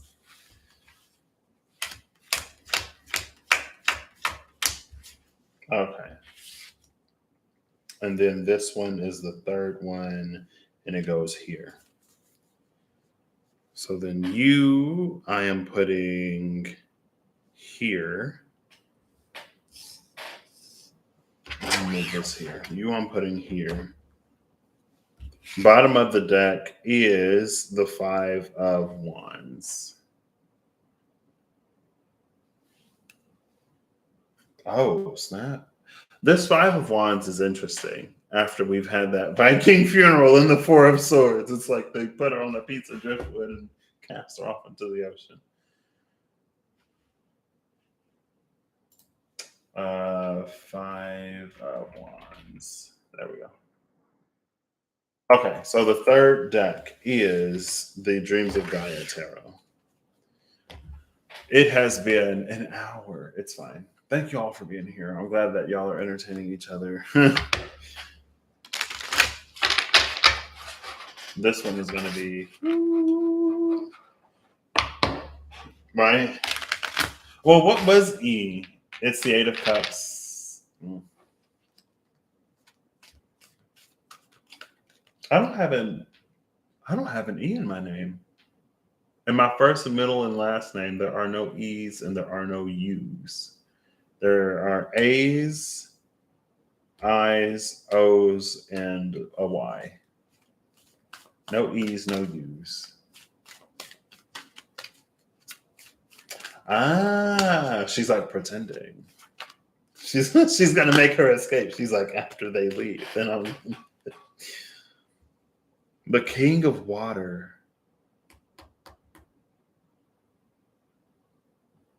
This is the Six of Earth. The King of Water is here. So the last column is fire. And we have the King of Water.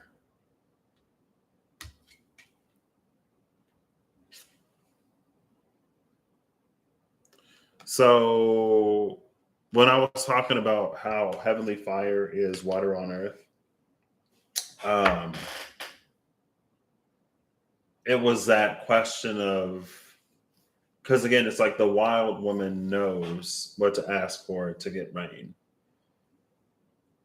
And I guess that's one of those, take it as it resonates for you. Where was the question?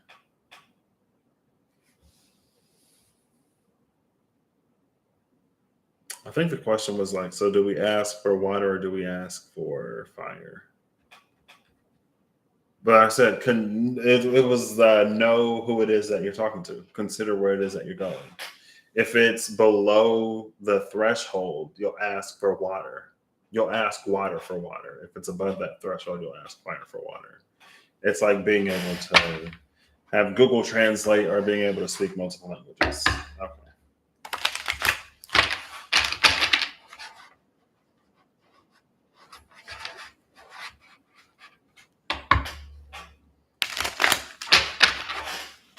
All right.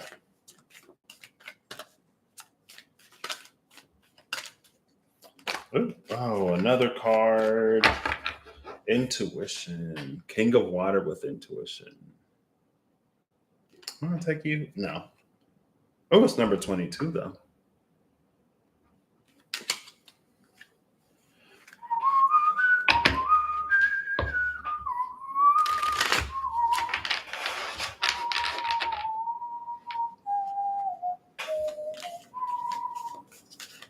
Wait, I'm confused. All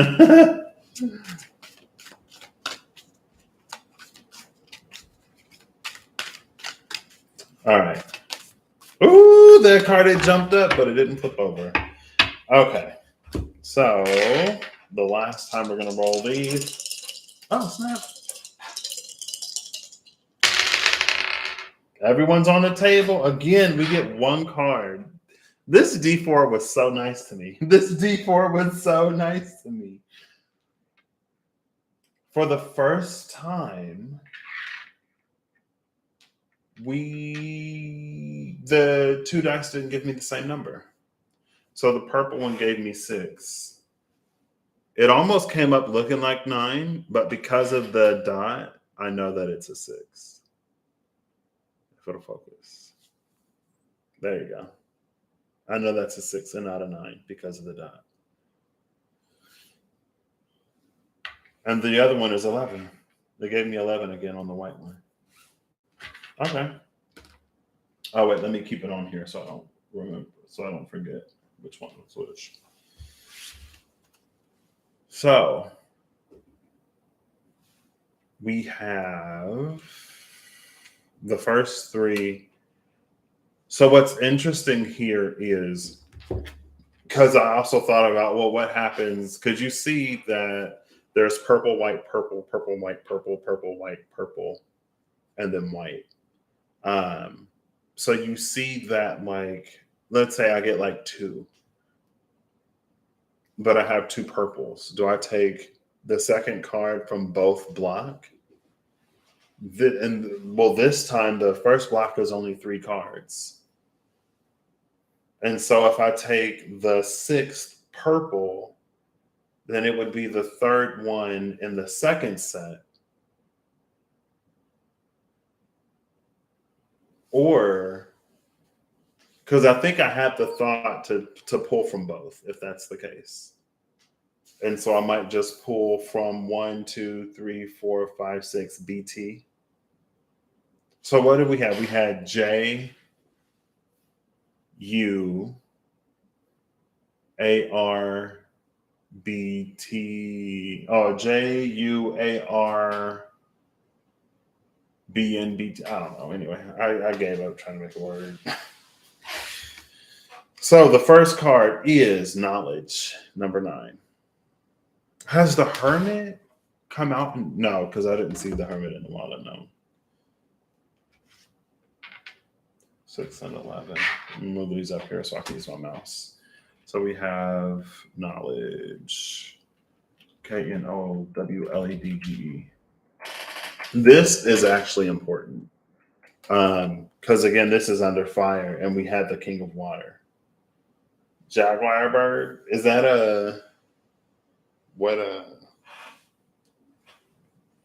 well, if Jaguar is the city, what's a verb of jaguars? Pumas? Are pumas and jaguars the same? Bobcat. Anyway. Then we have the 3 of air. What? Knowledge in the 3 of air. You see that? Look at the book. What? Hold up.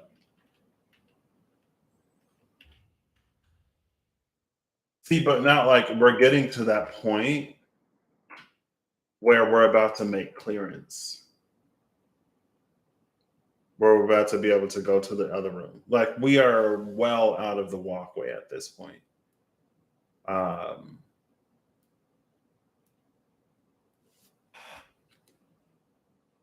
Oh, knowledge, air, and healing.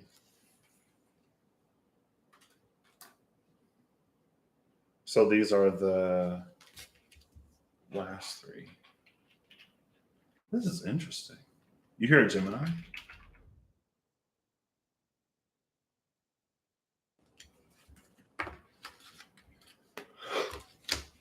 So now, the 11th one will be. Hold up. 1, 2, 3, 4, 5, 6, 7, 8, 9, 10, 11. Yeah. Okay. I was a little confused. King of Fire.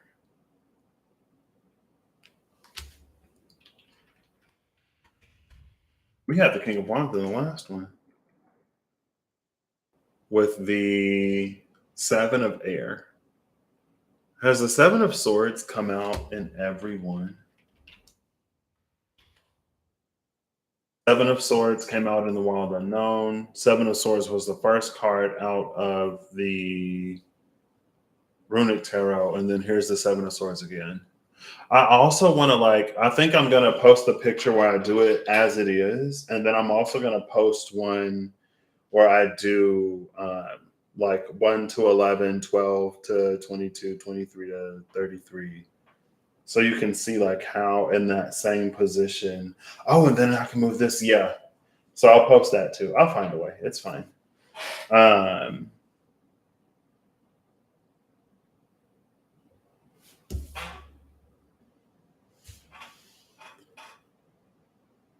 But what I like about it this way is we get to see the 7 of Swords energy from multiple rungs on the ladder. And in this 7 of Air, it's there's the closed book. 1 second.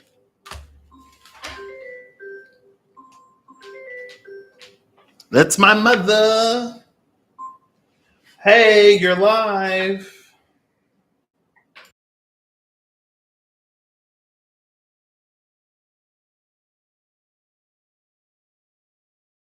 Say it again. Hi, guys. How's everybody doing? There you go. Hope you're having a spectacular Saturday. That's my number one fan.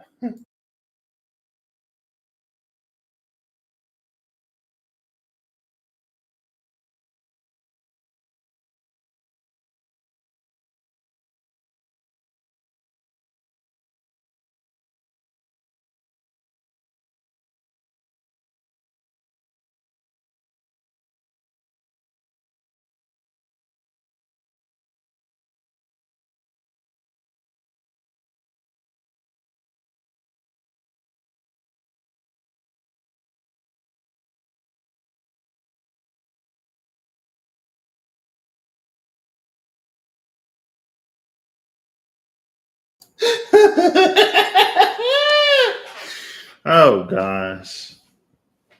It's hereditary. It's genetic. Now you know who I get it from.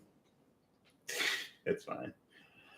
Rolling power outages. What? We were so I forget what day that was. We were without some people were without power for almost a full week over here. Luckily, I just moved to the side of town that has a lot of like the super centers, like the supermarkets and the restaurants and stuff like that. So I was only without power for a few hours. Um, my mom, power went out Thursday. She got hers Sunday night. My grandma didn't get her power back until like I think Tuesday at some point. Some people got it like Wednesday, and it was like because she was like she was like this is the longest the power's ever been out. Like trees were down all over town. One of my coworkers said it was like a maze trying to get home because every road she turned onto had a tree that had fallen into the road. Um, but yeah, it was wild. I think that was like day 2 or 3 after it started to get smoky here. Um, but yeah, thankfully though, since I had power, if they needed a cool place or if they needed to charge their electronics, and my fridge was working, so there was some stuff that we were able to salvage. But yeah, I hope that the power isn't out for long over there. Definitely for sure. But y'all get hot. Oh, is it from the heat that the power went out? Okay. All right, I'm back. So yeah, it's interesting how we've seen this now, like from this point in the spiral, the Seven of Swords is here. I don't know if the Seven of Swords is here as like withholding that information, or if by this point, after the knowledge, the what, Three of Air, the Three of Air is the Three of Swords. So it's interesting that how it's depicted in this deck.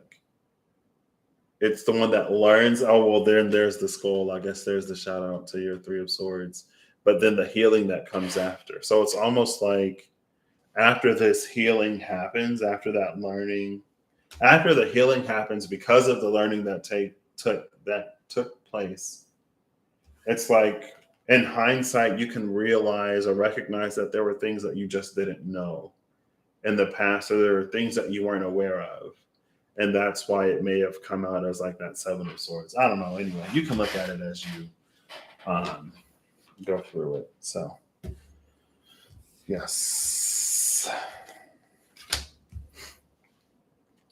Oh, I need to pull my Excel file back up. I almost tried to type in the YouTube window.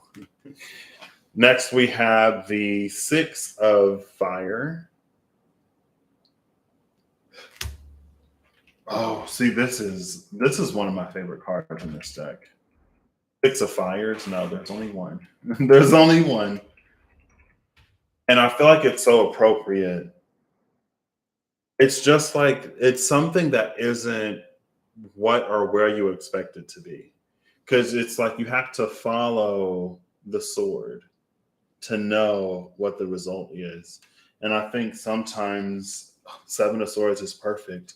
We'll look at it like this, we'll go like, oh, I'm such a good person. Why is it that I'm not getting anything while all of these bad people are experiencing whatever? Not that necessarily in particular, but it's like we're not following sort of the lines. We get like half of the picture or whatever. Um, and then there's this dude in the background that's perfectly fine to just, as his cup runneth over, if it'll focus, as his cup runneth over. Um, yeah, there you go. We're like, whoa, what's going on out here? I don't know. Anyway, uh, yeah. But for this, I like it because it's that like it plays into that at a certain point. At a certain point, like if we want the flower, then we go over here rather than being over here. It's like below. I'm going to keep using the Seven of Swords. Below this point, it's like if you want this, then you stay on this side. If you want that, then you stay on that side. But if you go above this, just like the serpent, if you go above that, that's when you know, okay, I need to ask for fire if I want water. And I need to ask for water if I want fire. Because up here, through the transit, as it goes from one space to the other, it's going to have to like, it's like if we reverse the flow, then it's going to have to come in up here and then come down the spiral before it's where I am. Anyway. Next is the Five of Fire. After that, Six of Fire, which is an interesting card in this deck, to say the least. We had the 7-6-5, 7 of air, 6 of fire, 5 of fire, and then we have 22 intuition again. This is why I shuffled the deck again, to give intuition the opportunity to make an appearance without, anyway. Then we have the 2 of water. There's the 2 of cups. We've seen the 2 of cups in the Walden tarot. We've seen the 2 of horns in the runic tarot. And now we see the 2 of water. Again, like I'm not surprised because in tarot, I'm only pulling 26 cards from each of these decks. And there are 78 plus cards in all of them. And we're seeing the same ones. There you go. The 22 of intuition. Okay. Next, we have perception, which is 21. So we've had intuition. I love the intuition, the 2 of cups, and the perception. Through all of that learning, it's like here. Through the learning that took with the closed book, we wouldn't know. We end up in this competition. We end up fighting and almost playing into the game of the person whose cup runneth over. But with that learning, we understand that if I'm up here and I want this, I have to at some point cross whatever. That's when intuition is in that sort of, oh, look, and they're embracing. That's when our intuition and our perception are on the same page.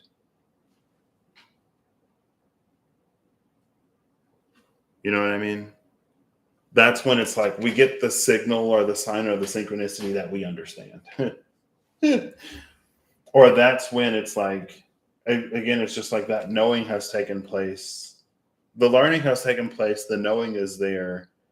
And we can become like that wild woman, where we seek fire up here because it manifests as water down here. And it's also like with the left path and the right path and the energy centers, they cross at the third eye and then meet again at the crown. But like it's like the right is on the right and the left is on the left until the third eye, which is like up here, which is 6 out of 7. And so like if you're going to the crown, it's almost like that's why the right side of the brain controls the left side of the body. Oh, well, there goes some dice. That is on the floor. I had a piece of paper here. My pen is gone. I thought I had my pen left because I was like, anything that's not, I'm not going to use, I'm going to put it off the desk. And I don't have my pen, which is fine. You get it, I'm sure. Man, I thought I had a piece of paper and my pen that I left on here, but I cleared it just before. But it's like, again, for that whole way, basically up until you reach the brain, the right side is the right side and the left side is the left side. So we have to know where in the energetic system we're going to get what we want. Because if it's all up here, then it's right for right, left for left. But as soon as we cross hemispheres, or as soon as we cross over, we have to understand that it flips. And again, it's a knowing that without that knowledge and healing, or without the knowledge in that three of air, it's a knowing that's cemented in the healing that's the result of the knowledge in the three of air. The knowledge applied to the three of air scenario situations provides healing, but at the same time elevates that knowledge into wisdom. With that wisdom, we know how to navigate this to the point where we don't fall into that chaos and competition, where we're not fighting, because it's like, I'm asking for this and I'm not getting it, but that other person is getting it. So like, what's going on? Like here, the intuition and the perception are aligned. It's like, anyway, you get it. I don't have to keep repeating it. There we go. Cool. And again, like, this is the third spiral, so I'm not surprised. That's also why I put this deck here, because it's like I'm building up. Right? I don't want to start with like, oh my gosh, I don't understand this. We're getting up there. Now we have the King of Earth.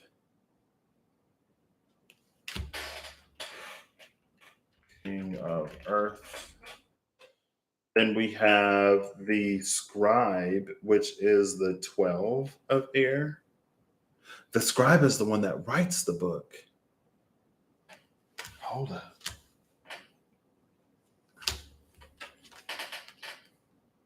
Like, the Scribe writes it. So I don't know if the 7 of Swords or the 7 of air transcribes everything that the Scribe. I don't know if it's like the Scribe speaks it and the 7 of Swords or the 7 of air writes it and records it. So although the Scribe didn't write it themselves,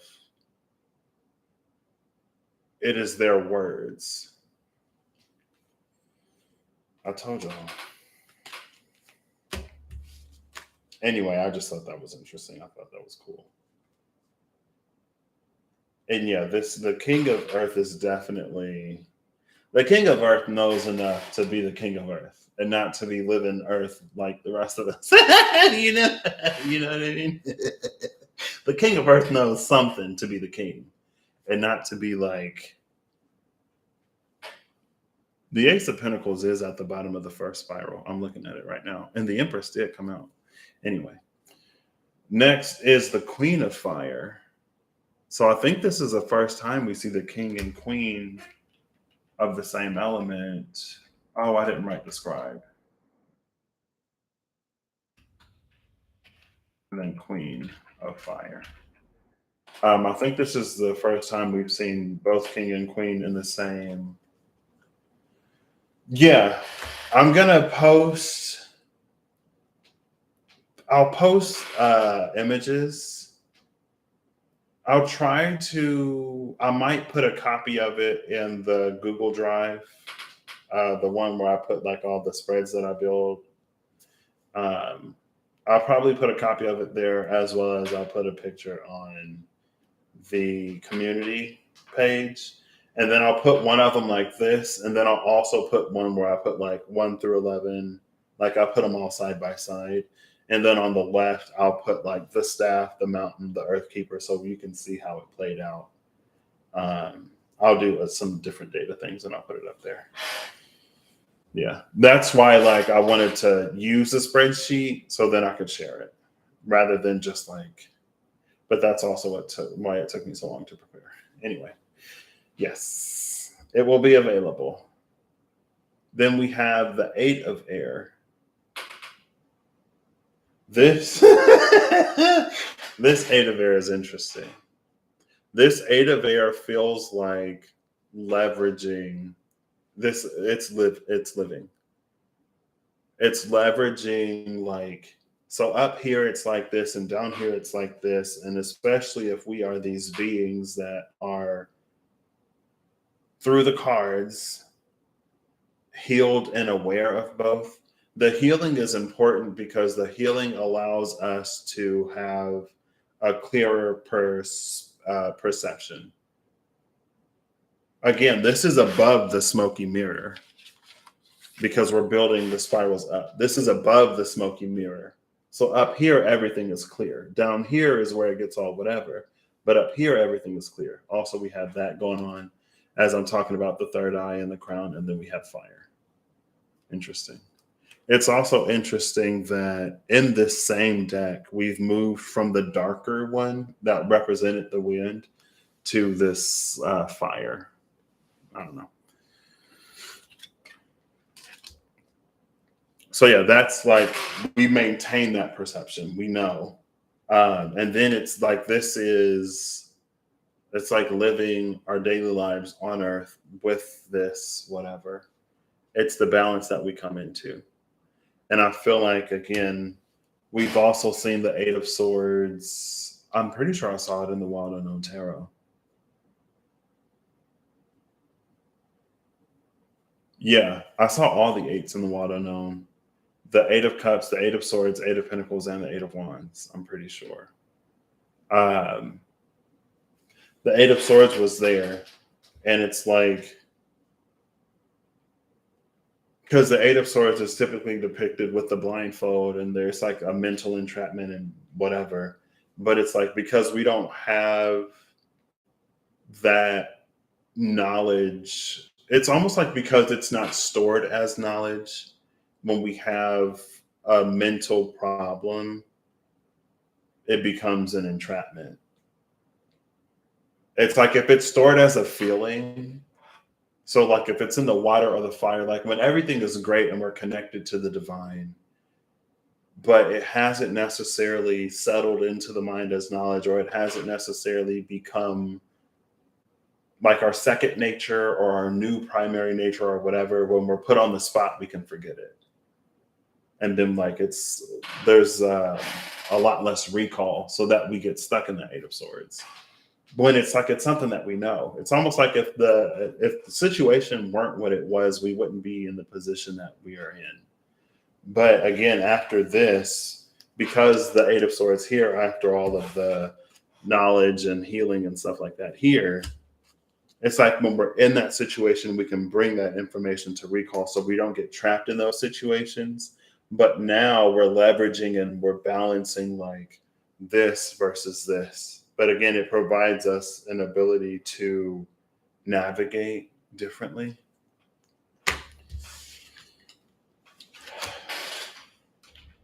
I almost typed 8 again. Did you see that? Did you see that? What is up with me and 8s today? Why do I keep spelling out the word 8? I put EI, like, no. Then we have destiny. Oh, gosh.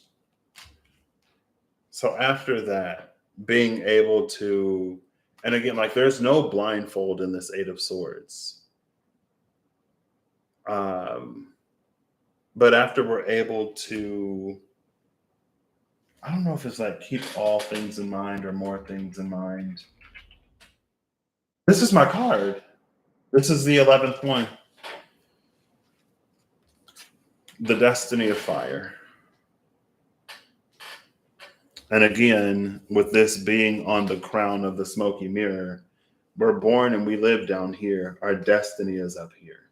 So at some point, we have to cross through. Oh my gosh, even the Hierophant. I didn't catch that. The Hierophant has it. Usually that's something that's reserved for the Hanged Man. But in the Runic Tarot, the Hierophant has it. Interesting. So it ain't even something that you got to go hanging from a tree from or flip your perspective. Maybe that plays into the clarity of perspective because we entered this one on healing. We entered on knowledge and then applied to the 3 of air, it became healing. Anyway, it's interesting. 3, 4, 5, 6, 7, 8, 9, 10. Hold up.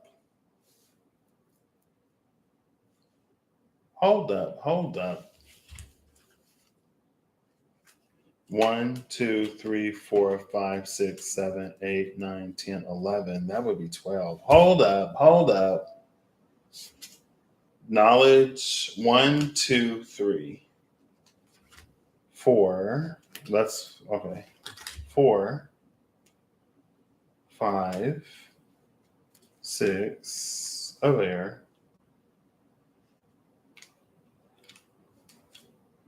5 of fire. How did I get confused? Intuition. 2 of water. I never put perception on here. I skipped perception. So 8 of air is actually the card that we pull. Destiny is the beginning of the next rung of the ladder. But again, because as I was talking about it, it's like as soon as that understanding, it's more than like reaching, it's like, because the 8 of air is about like actually living it. We live it to the point where when we're put on the spot, it's immediately accessible.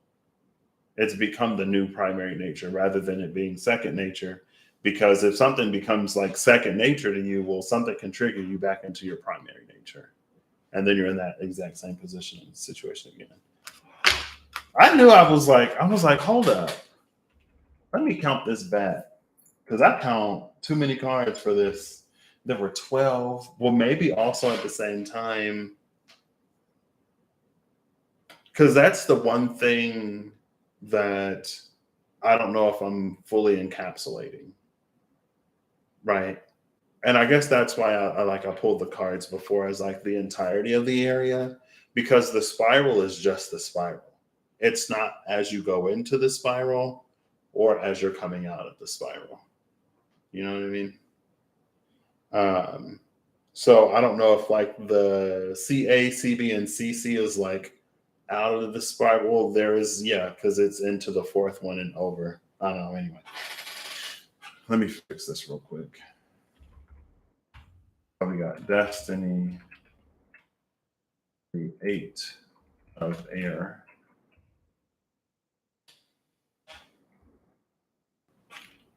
The Queen of fire. Perception. Right? Hold up.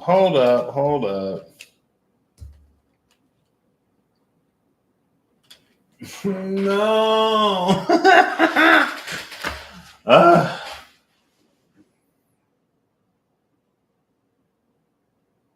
Okay. So King of Fire, 7 of air, 6 of fire, 5 of fire, intuition, 2 of water, perception, and then the King of Earth. I'm just going to do it this way. 2 of water, perception, King of Earth, the scribe, and then the Queen of Fire. All right, 2 of water, yes. Perception, King of Earth, the scribe, Queen of Fire. Yeah. And then the 8 of air over here. Here we go. All right. Goodness. And now Destiny comes over here. I kind of want to keep it, but Destiny comes over here. And now we're going to pull our 6th one.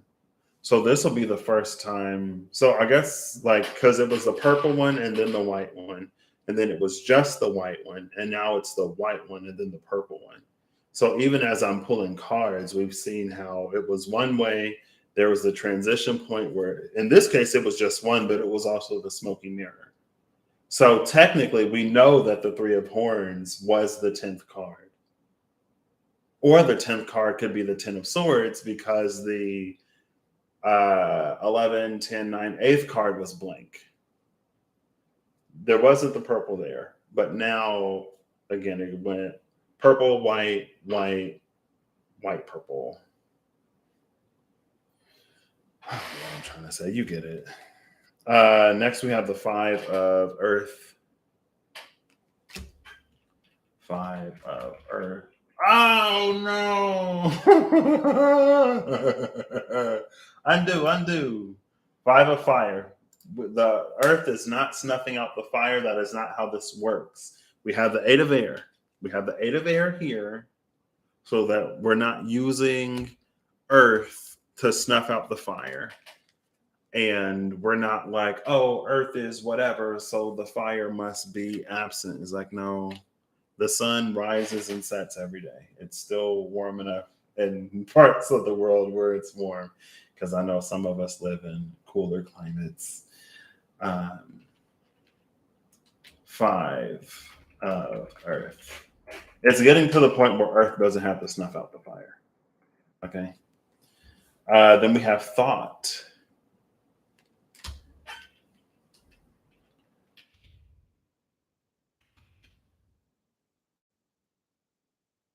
The Queen of Earth. Oh, so we get the King and Queen of Earth here too. But the King and Queen of Fire were in the same part of the spiral, right? Where did my Queen of Fire go? Where's the Queen of Fire? 1 second. Oh, I put 5 of Fire twice. This was my Queen of Fire. It wasn't even trying to snuff out the Earth. Okay, all right, my bad. Well, we're not snuffing out the Earth anymore. Earth is not snuffing out the fire, but that was the Queen of Fire. How is the 5 of Earth going to try to snuff out the Queen of Fire? Hello. Anyway. Oh, BS. Who is BS? BS is the 2 of Fire, which is interesting. It's interesting. 1, 2, 3, 4, 5, 6. So the purple that we're going to take is Body and Mind. So we have the 8 of Air and then Body and Mind, as I was talking about this being how we balance the whatever. Also, in the clarity of that perception, now that the intuition and the perception are aligned, it's like we're able to have a greater clarity throughout the entirety of the thing. We don't get completely lost whenever we hit that point where things switch up. Interesting. And look how it feeds from the heart of the body into the third eye of the mind.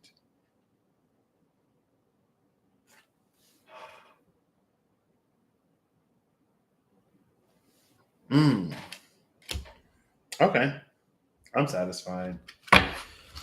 I didn't put it. Body, mind. And body, mind is the 11 of. This is the 11 of Air. This is interesting because, like I said, this is the first time where both die didn't match, where both of the dice didn't match. It was 10, 10, 11, 11, even though 111 was on the floor, and then 11 again. But the 6th card is number 11. So again, it's like it's illustrating that point of how it's like it's maintained even though it looks different because it's like all the way up here or whatever. Next, we have the Queen of Water. Do we have the King of Water? The King of Water um, made an appearance. The King of Water came out, and the fire was here, and I was like, but then I'm pretty sure I shuffled the deck back up. So we've seen the King and Queen of Fire, the King and Queen of Earth. The Queen of Water is here. The King of Fire made an appearance. This deck is like putting all of the pieces together. We don't have anybody from the suit of air, but we started with the knowledge, the 3 of air, the scribe, which was the 12 of air. The 8 of air is the card that we have, and then body and mind is here.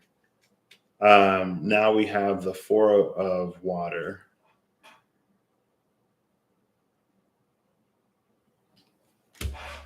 Interesting. Anyway, I think it's interesting. And the 7 of fire. 7 of fire. Excuse me. The 8 of earth. I'm going to do it right. Hey, there we go. You almost got me.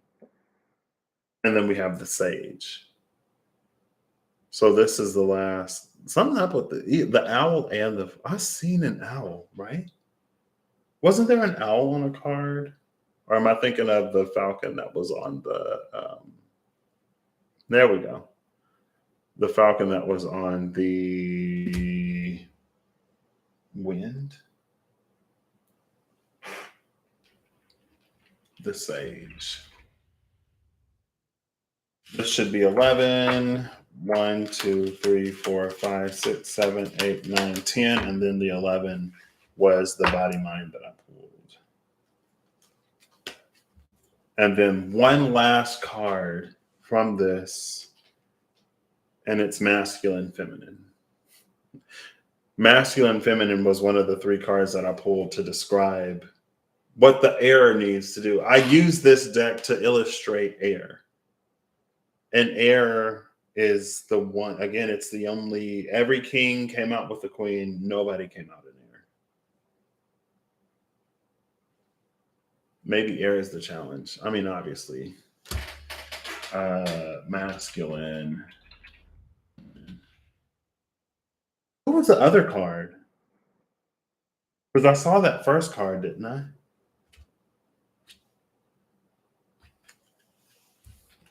No, I don't remember.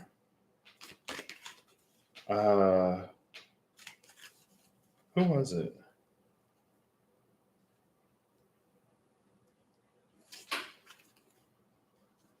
It was the masculine, feminine, the 4 of earth, and I don't remember. Oh, it's fine. Okay. Bottom of the deck is emotion. Bottom of the deck is emotions. Oof. Not the third rung being like, how did this happen? Okay, I'll take it. It was emotions. Now this one, interestingly enough, would not be highlighted.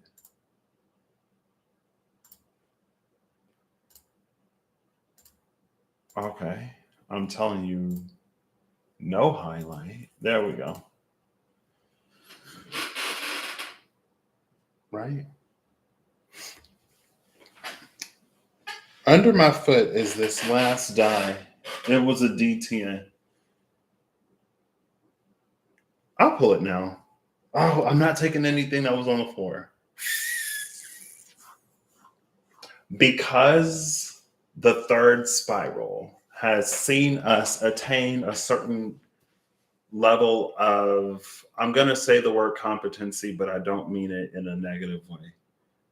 Because we now have the capacity to consider and integrate what is above and beyond and beneath and below without falling into a state, without a tower basically happening. And because this was the one die that fell, because the other, here's 3, and then there's the D4 from the Mystical Shaman Oracle cards. The third card, it landed on 3 too. From the top. 1, 2, 3.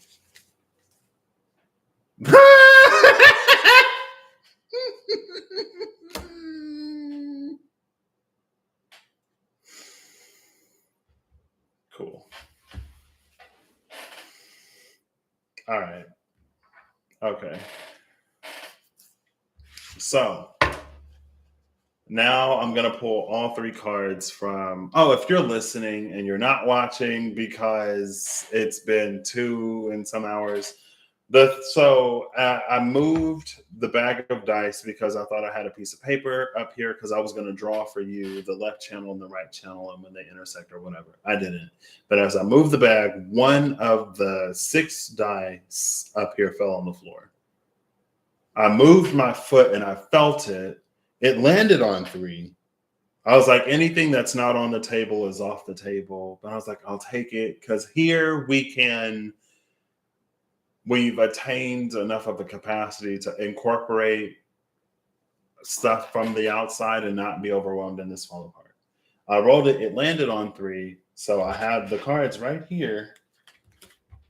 I have the cards that came out before. So this is like 1 through 10. I pulled the third card. I went 1, 2, and then number 3 was the spiral. And that's why I laughed. I was like, okay. So even though I pulled it from off the floor, it's not unrelated. But it's almost like because the spiral came out too, it's like at this point we have an ability to appreciate every time we've like run that loop. It's because we've cleared it and we're clearing it. At this point, we can see that it was necessary because there was something that we kept coming up against. And maybe it wasn't until we cleared it that we were able to see that we didn't approach it from the same level. But also at this point, it's not to like live in the spiral forever. At least here within the context of everything, like it makes it to the other room. The box get where it needs to go so that it can end up at Holly's house. If it just spirals indefinitely inside the plant, no one would ever get anything. You know what I mean? Anyway, the spiral came out. I get it. I'm glad to hear it, The time is actually passing pretty quickly. I'm glad that this is working out. Because at first I was like, what? We're doing the wave. I don't know if you could see the wave when I was moving the box up and down. That's flow. Oh my gosh, that's also the serpent. Is that the serpent as it moves through the water? Is that how serpents move through water? I don't know. Anyway.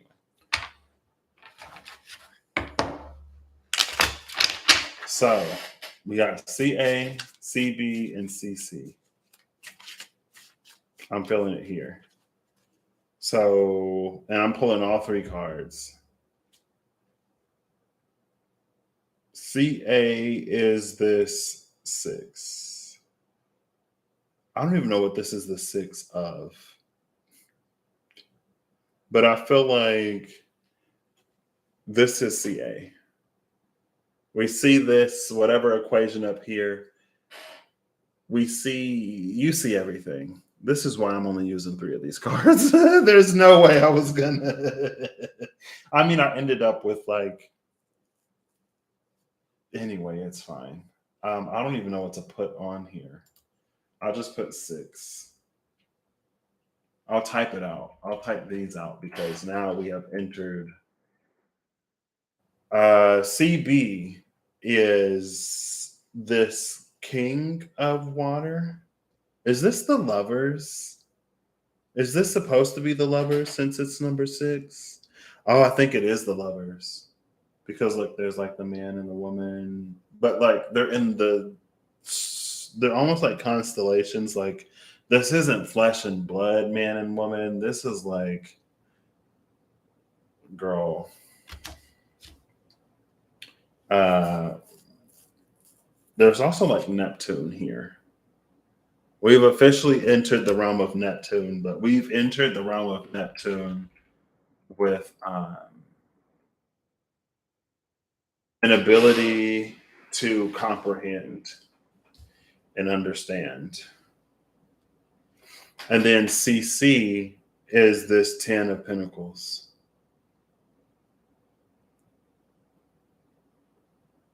We have the 9 planets, the sun, plus the moon.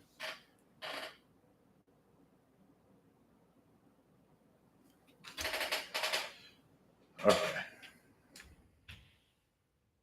More like 10 of planets. Okay.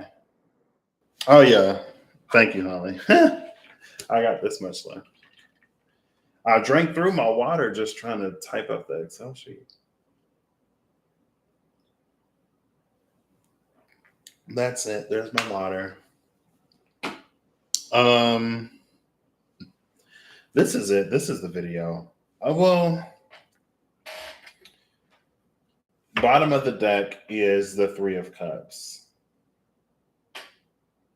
Oh my gosh. And they're like these 3 like faces up here. This is like so you know how they say we meet others as deeply as we can meet ourselves? Oh snap. I almost did it again. So I'm gonna have to move these down. I don't know if this will copy the formatting if I do it.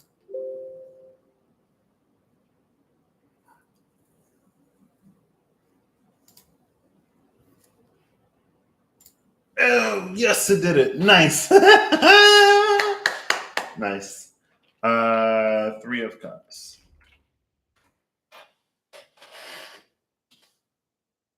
So the 6 of, it's like it's the Lovers, but it doesn't say the Lovers. It's just VI.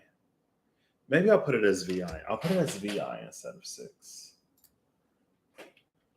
VI. There we go. And we'll center it. So like it's the 6. Oh yeah, okay, you see it. So V is the Hierophant and I is the 8 of Wands. So if we want to read it that way, but it's interesting because the Hierophant didn't come out here. The Hierophant came out on the 2nd spiral.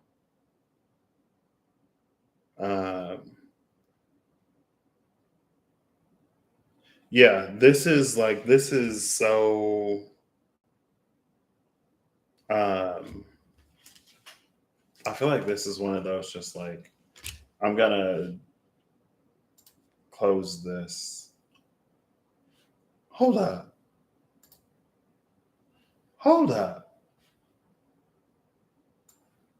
What? When I minimize the Excel here, it minimizes on the screen? Are you serious? Cool.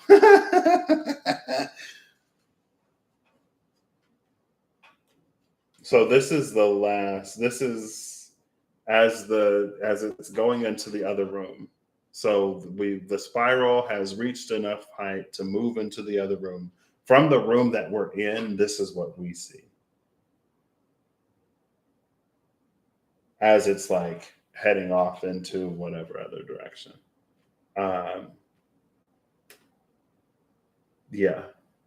And there's like the last pentacle is in the sun. I don't know if you can see it. There you go. You can kind of see it. Kind of not. Focus on the card. Don't focus on me. Let's see. Does that help it focus? There you go. You can kind of. Oh, now you can see it. The star inside of there.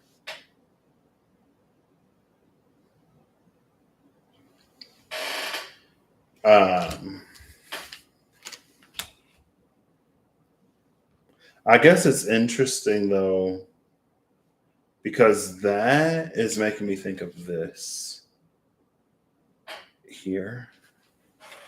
Let's see. There you go. Now I know why they do it. Oof. It's like that. But we can like see through the veil. Like the veil of Neptune doesn't distort our perception of what this is.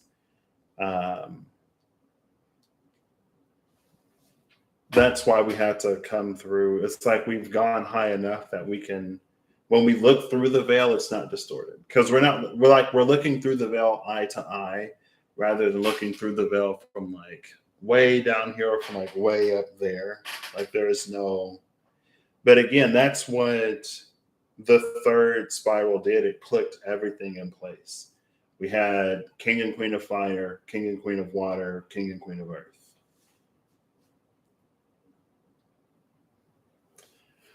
Cool. Okay. Yeah.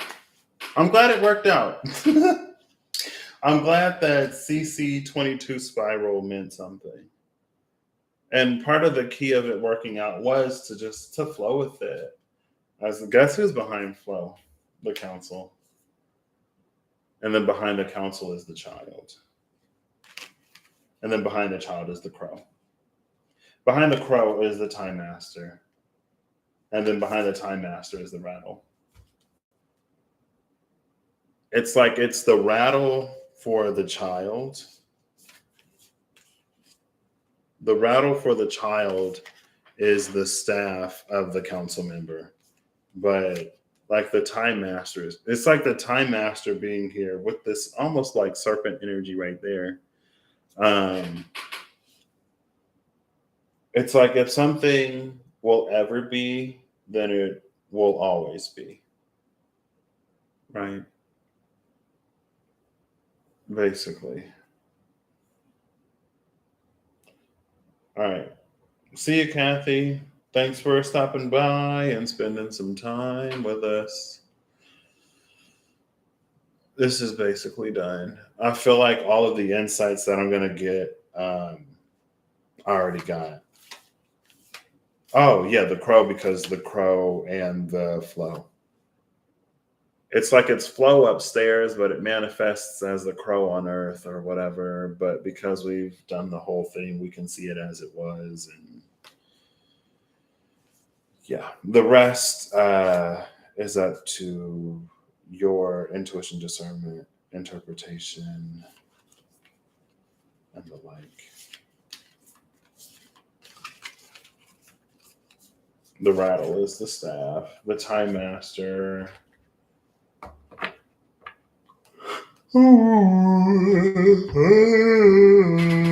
Excuse me. Okay. I might post the cards too. Maybe that's why I held on to them. Cool. So I got these three. I have this. So the CC. So when I was talking to my journey buddy, I am 2.5 hours later.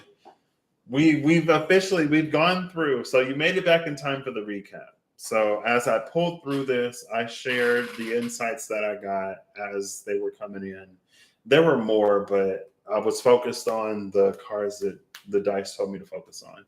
That's also why I'm gonna post the entirety of the spreadsheet, which is here.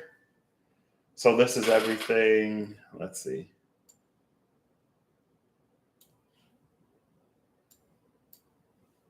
There you go.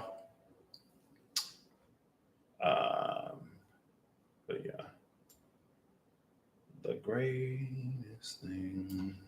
Okay, what else was I gonna post? Like I'm still on top chat. I'm not even on live chat. What? Whoo! So when I was talking to my journey buddy, and I told her I was preparing for the CC11 spiral. When I heard her say CC, because she said, "Ooh, CC11 spiral," it made me think carbon copy. Like when you send the email and then you also have the carbon copy and then you have the blind carbon copy. Um, the leaf, cotton, and eddy is a card in the Diceology. So we're going to CC this message to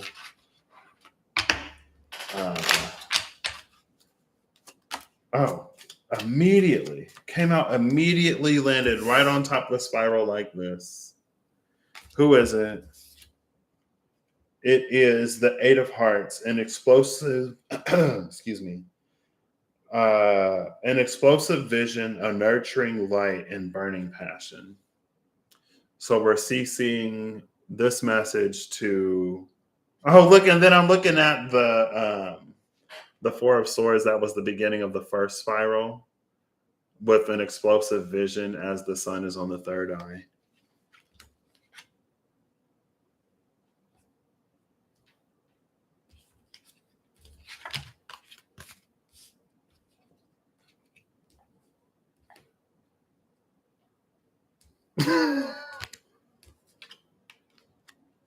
Okay. Sorry. So we had this, like, because fire here. We started with water, and then here's the fire. And then I was like, oh, in the smoky mirror where there is clarity, we have the fire up there on the crown. And then I noticed it's also on the crown of the Hierophant.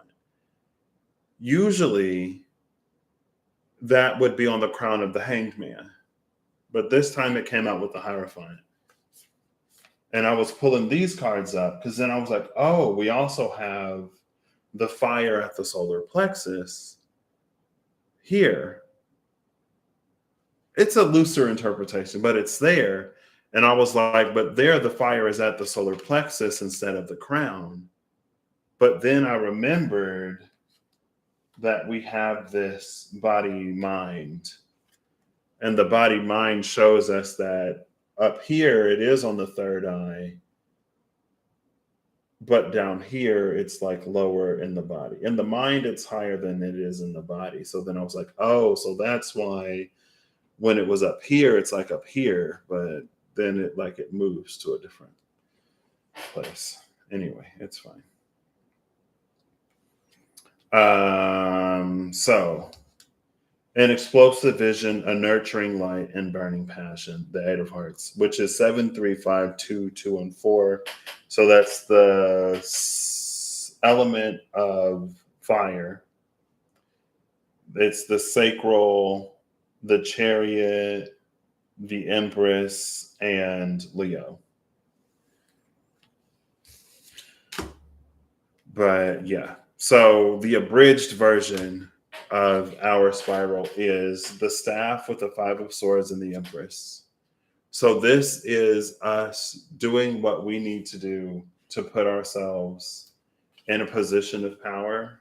It's to empower ourselves, but because the Empress is here, our nurturing light, it doesn't do so at the detriment of others. But it's an energy of it's like not putting oneself at harm or at detriment in order to please or appease others.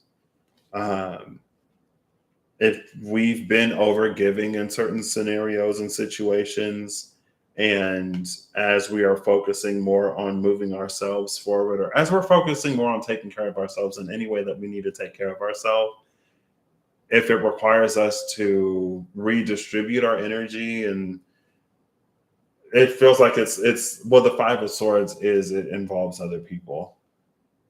It could be work, right? Like we're like, you know what? Starting right now, starting Cancer new moon, it's the age, it's the era of me taking care of me. And so if I got to use mental health days, or if I got to flex my time and energy and effort in some way where I'm not working as much, or I'm not doing this or as much or that as much, so that I can pour into me, so that I can take care of me, so that I can, with this, it's the sacral, but with the solar plexus that came out wherever. I don't know why I was thinking solar plexus. Oh, because of here. And they're all connected. It's like there are things that I have to do for me, give to me in order for me to have the energy, the time to do what I need to do. Um, it's like for those where we make that, where we give less, it may feel like the five of swords. It's like, oh, like you're not doing this anymore. Like, oh, like, we need somebody to work all of this overtime. And then they go to you because you always work overtime. And you're like, no, like I have stuff to do. And they're like, what? But you always. And it's like, I know that's what I used to do, but I've got to take care of me right now. It puts us in the Empress by withdrawing. And that is the source of our power. Well, it's not the source of our power, but it empowers us in a way. With that staff energy. So that was like the summary of the first rung. The summary of the second rung is the smoky mirror and the Hierophant. So it's like without all of those distractions, without all of those, it's not a distraction and it's not an energetic drain.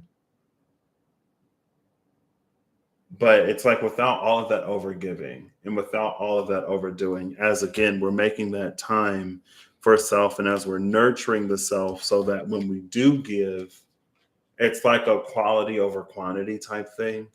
We're in a better position. We can do more. We can do better. Right. But it's like as we're putting back into us, pouring back into ourselves, and as we're doing what we need to do for us, then with the smoky mirror and the Hierophant, it's like we reach this space where we can receive from the divine what it is for us to receive. But it's almost like we go beyond the Hierophant to meet the divine for ourselves.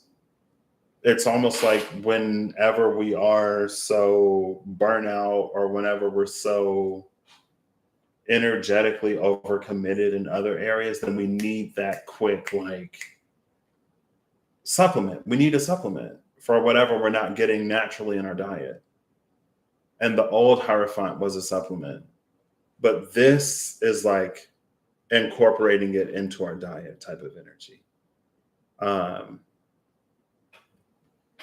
And that's the summary of the second rung. The summary of the second rung, it's like, it's reaching the point where we can see it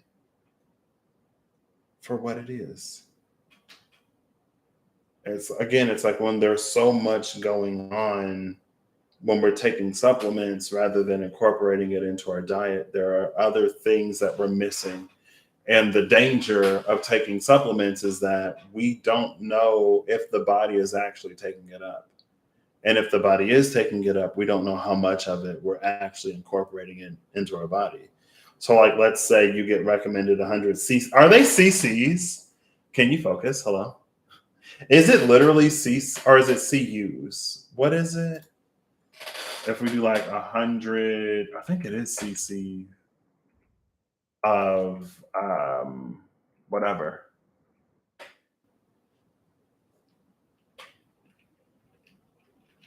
What is this? 100 cc to mils. Oh, cc is a cubic centimeter. Oh, duh. I never knew what a cc was. I know that, like, no, because I would have thought a cm is a centimeter. But a cc is a cubic centimeter. I love that. Because a cubic centimeter is a centimeter in 3 directions. It's 3 centimeters high by 3 centimeters long by 3 centimeters wide. I did that backwards. No. Yeah, 3 centimeters high by 3 centimeters long by 3 centimeters like wide. Because wide is like the width is how wide it is, but like height by length and then width. So like there's 3 dimensions. Like there are 3 rungs here. Or 3 rungs on the spiral. I'm just gonna leave this blurry, it's fine.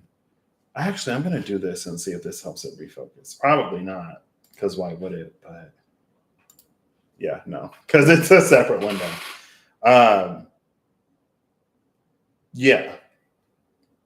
So it's the CCs. This is CC11 spiral. That's why I was like, oh my gosh, CC. But it's like, you can take 1,000 cc's of whatever vitamin, but you don't know if your body is actually absorbing any of that. It could be 1,000 cc's going in your mouth and 1,000 cc's coming out the other end. But when we naturally incorporate it into our diet, because our bodies are built to digest foods, generally, there are some foods there are some foods that aren't like digestible, and then maybe we lump it in with fiber. It goes in, it comes out, it cleans you out. There are some foods that some people can digest that other people can't, and there are some foods that cause people indigestion. But anyway, when you get it in naturally, it's in a source that the body is better able to break down. So there's like a higher confidence that you're actually getting what you put into the body. And so it's like, again, when there's so much energy and effort given out all over the place and it's not coming back into self, when we're feeling drained and depleted and whatever, it's almost like our bodies are already working so hard just to keep up with the demand of what we're doing that it doesn't have much resource to give to like breaking down things that aren't in a form that's already able to be broken down. It's like the body is already taxed. It doesn't have the spare resources to break down the supplement that you're taking. So it goes in and it comes out. It's like in one ear and out the other because mentally we're already preoccupied with whatever. So the first rung creates the space. The second rung is now it's like it's receiving it, it's absorbing it. So no wonder why in the third one, now we're in this position of like being able to handle, face, and address the complexities of having a mental standard, but living a realistic life. It's like things don't always go according to plan. There's something with this Eight of Swords that's able to encapsulate and incorporate all of this higher level of thinking, all of these spiritual and divine insights. And it actually lives it because of the cleanup that happened on the first layer of the spiral. Because anything that needed to be cut away was cut away in order for this blossoming to take place. It can incorporate it, and then boom, we have this body-mind connection. That is like, I just got internet a few weeks ago now, and I had to get a new Wi-Fi adapter because I have my desktop, I guess, it's old enough that it wasn't standard in every single desktop, but it's young enough that it should have had it. You know what I mean? Like Wi-Fi was definitely a thing when I bought my desktop, but my desktop isn't hardwired. There isn't a adapter built into it. So I got a USB adapter. I bought a USB adapter a long time ago, and it's been quite some time. And now internet is a lot faster than it used to be. The flow, the information, the amount of information and the speeds at which information is transmitted wirelessly is a lot faster than it used to be. So my old adapter, I'm paying for it doesn't matter what I'm paying for. With my new adapter, I get like 200 bottom, at least 200 MBs per second, just by switching the adapter. On my old adapter, same computer, same internet, same everything, I was like getting 60 on a good day. And instead of being like, what's wrong with my internet? I'm paying for this service. I have the knowledge of like, I got this adapter a long time ago. And the internet, like technology has increased drastically as it has been since I got it. So it's a hardware issue. It's not a provider issue. Like the issue is not at source. The issue was not with my computer as is. The issue was with the solution that I had that's outdated. Now, the best solution is to plug directly into the box. Then I would get even more speed than I get wirelessly, you know. But anyway, because it's MU, multi-input, multi-output, MIMO. And I was like, what is that? And it's basically like through one data stream, you're limited. We're limited by how much information can be sent through one data stream. But if it's multi-in, multi-out, MIMO, multi-in, multi-out, not multi, whatever I said. It's multi-in, multi-out. So you have multiple streams that are all transmitting data at a higher speed. So overall, your speed is more because now that information can be broken up over 4 streams rather than broken up over one antiquated, outdated stream where you're already getting partial performance. But the handling of all of that information is here. And now there's like multiple. And now we can get that fire. Whereas like it was difficult to get before. Got it.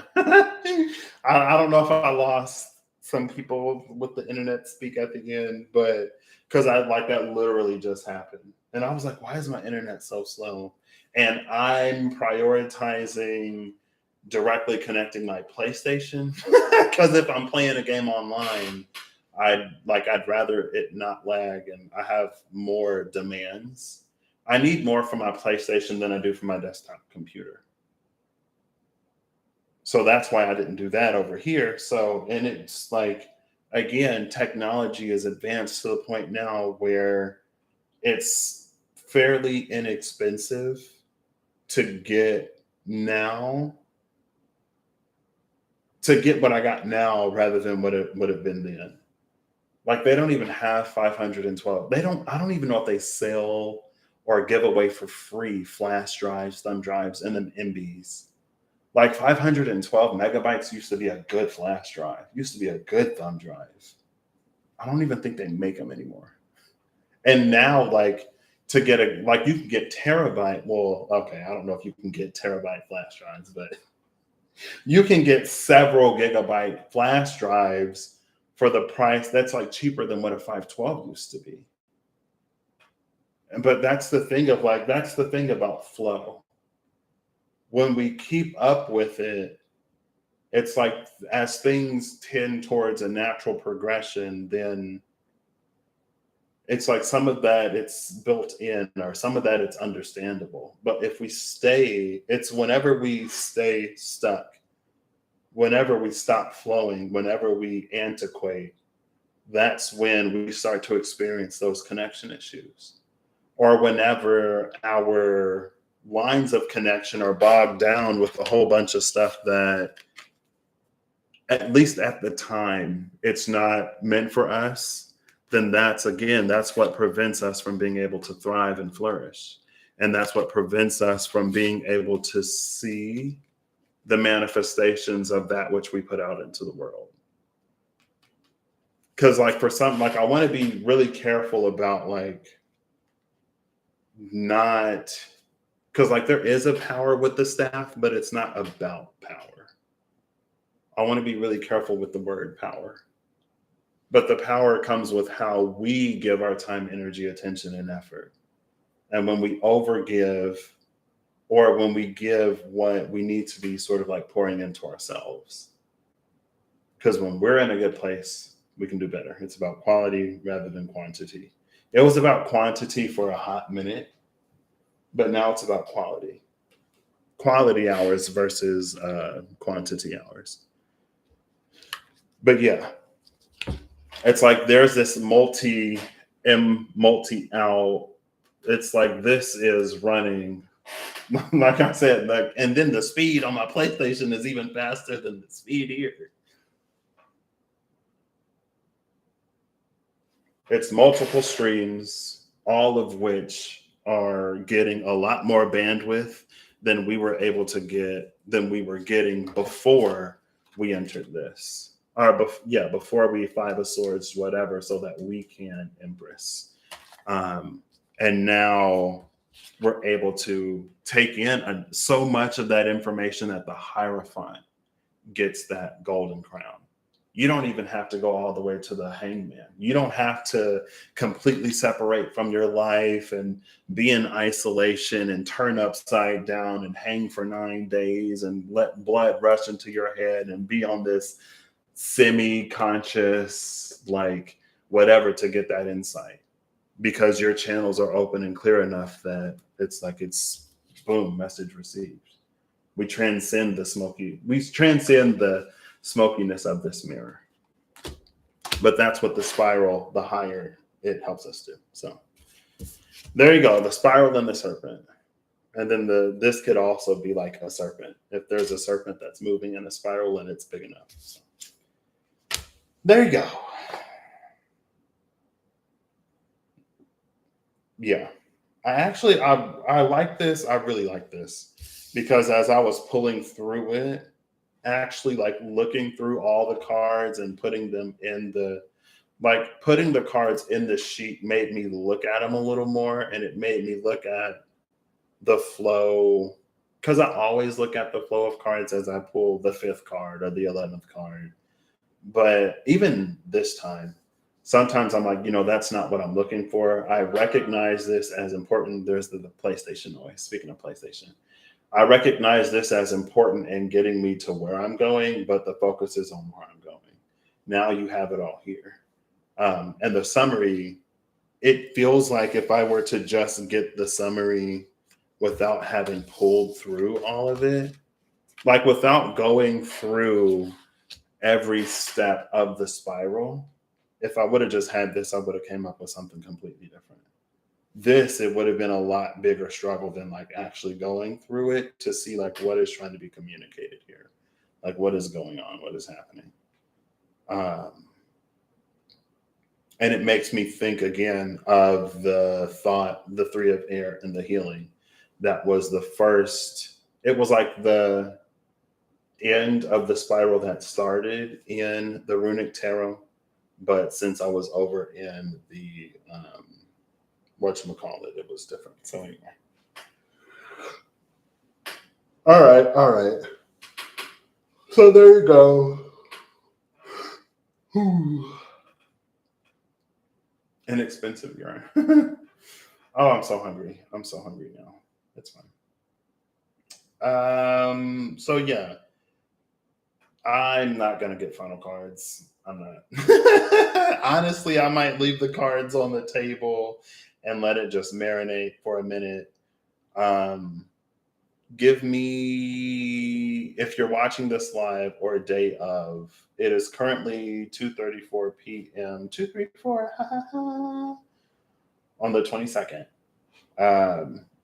I'd say unless my mom is ready, because she said she's had some stuff to do before she came over here. Unless she's ready, give me some time to like drink something, eat something, and then I'm gonna put it as is. I'm gonna align it to the different spirals, because like the 3rd spiral was split between the wild unknown and the runic tarot. The like 1, 2, 3, 4. I can literally show you. So like first spiral, a wild unknown. This one, part of it was in the wild unknown, part of it moved over into the runic tarot. And then it was runic tarot, and then this spiral started in the runic tarot, branched over into the tarot of dreams. And then Tarot of Dreams finished this out and started this one. We got one masculine, feminine. Oh my gosh, I didn't even catch that. We ended the Tarot of Dreams with masculine, feminine. That 4-part spiral before it leads into the other room, literally from masculine, feminine to the lovers. I didn't catch that when I was pulling it.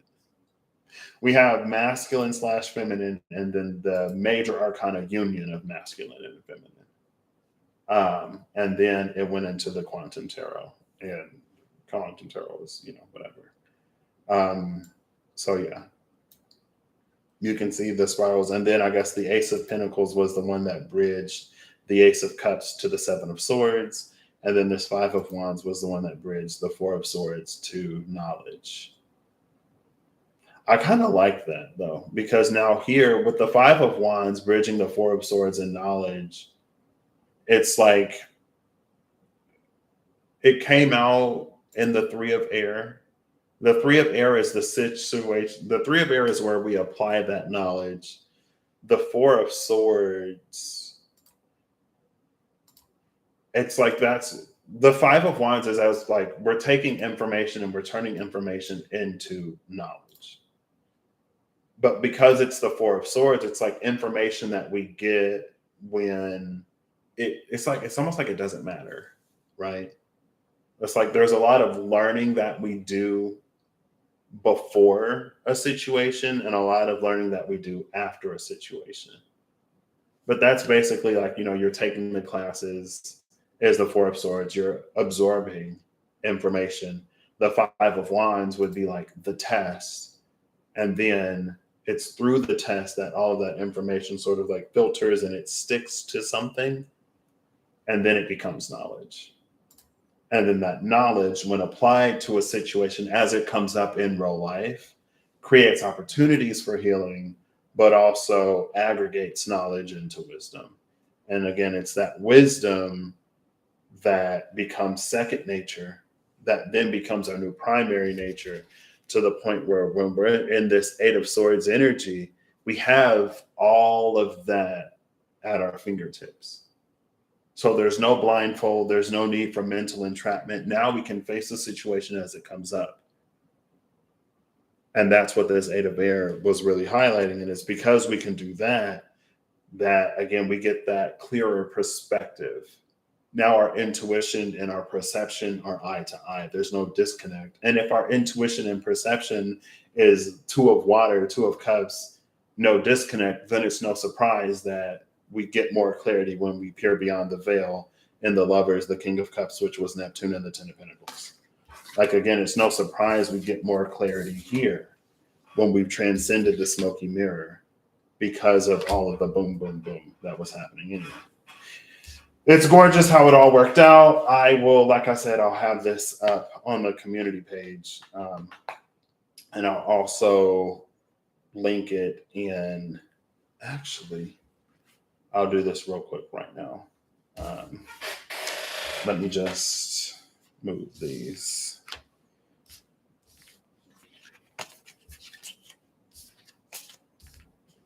I can do it on page 2.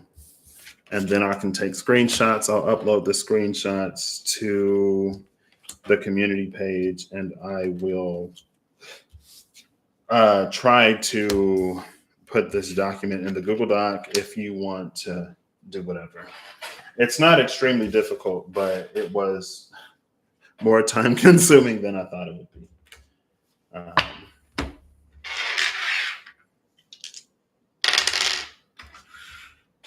I love having a desk. I have so much space to do stuff. Okay. What am I going to call this? A to Z. Call this one. I'll say rungs. So I'm going to do this. Copy. Paste. Value. Oh, yeah, we'll just paste it.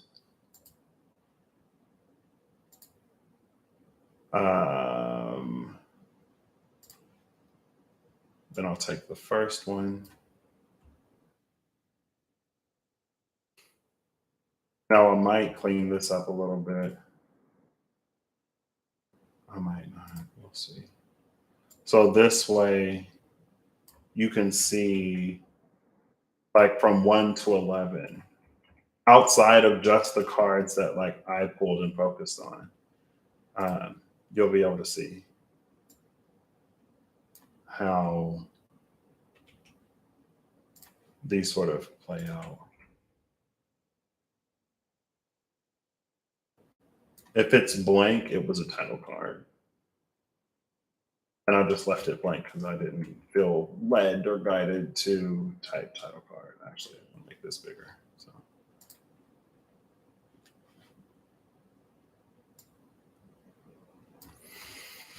whew. So how's everybody feeling? How's everybody doing? I feel like this is the debrief part.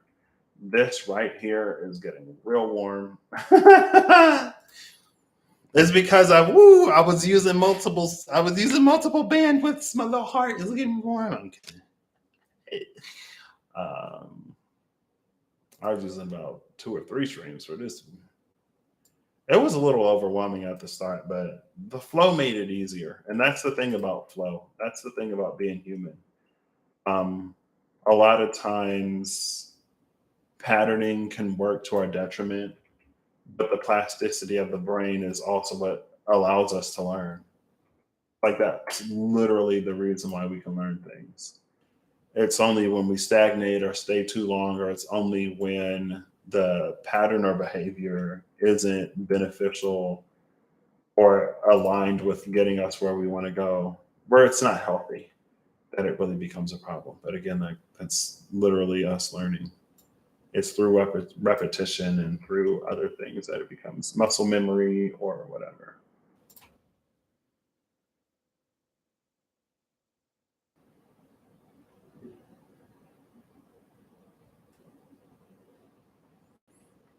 Oh, I see what I'm doing. This isn't needed. So I'm going to leave the numbers off. Okay. But I'll keep the letters.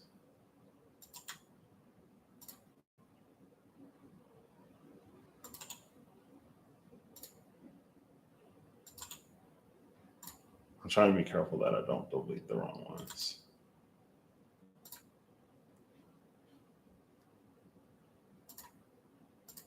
Hold up, why? Oh.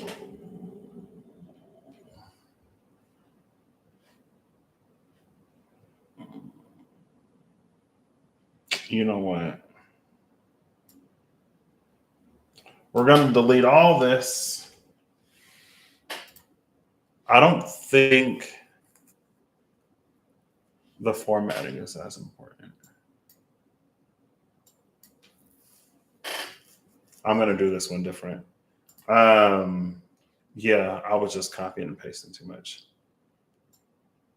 So I'll just do this. I'll do the letters too, though. I'll keep the letters, but I will not keep the numbers.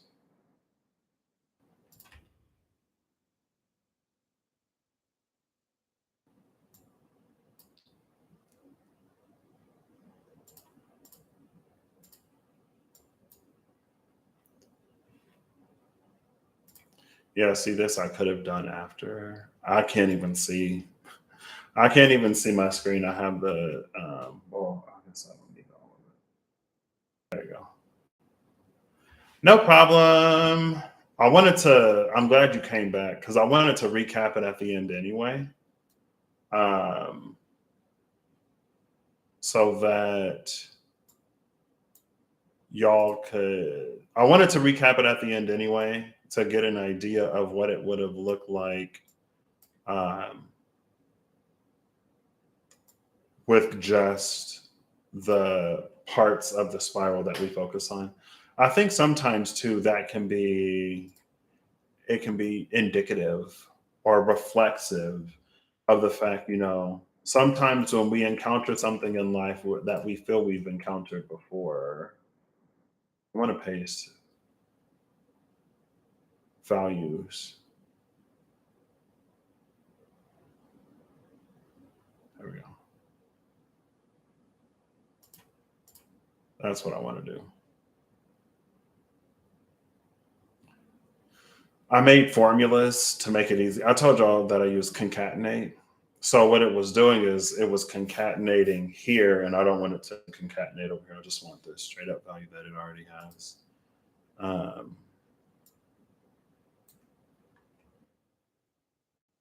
But yeah, so I think it's a reflexive of how sometimes when we go through things and we're like, I already been through this, I've already blah, blah, blah, whatever, how we fixate on certain points, be they good or bad, rather than sort of looking at it as a whole or looking at it in its entirety. So that was another thing that was it was nice to be able to see. There we go. Now it's given the AA, the AB, the AC. That's what was messing me up before. I was like, why is it doing that? It's still concatenating. So that's again, that's another. I'm full of them. Some people say I'm full of it. I'm sorry.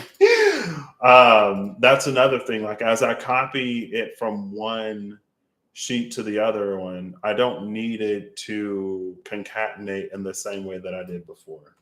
Now that it's already established, all I have to do is copy and paste. And if it continues to do what I needed it to do on the other one, it's going to mess me up.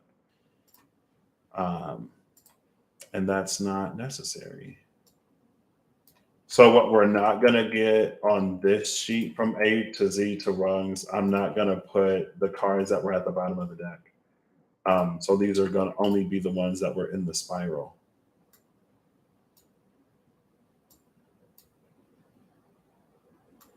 And then I can adjust these later. But if I do it now, I told my mom to text me whenever she's ready.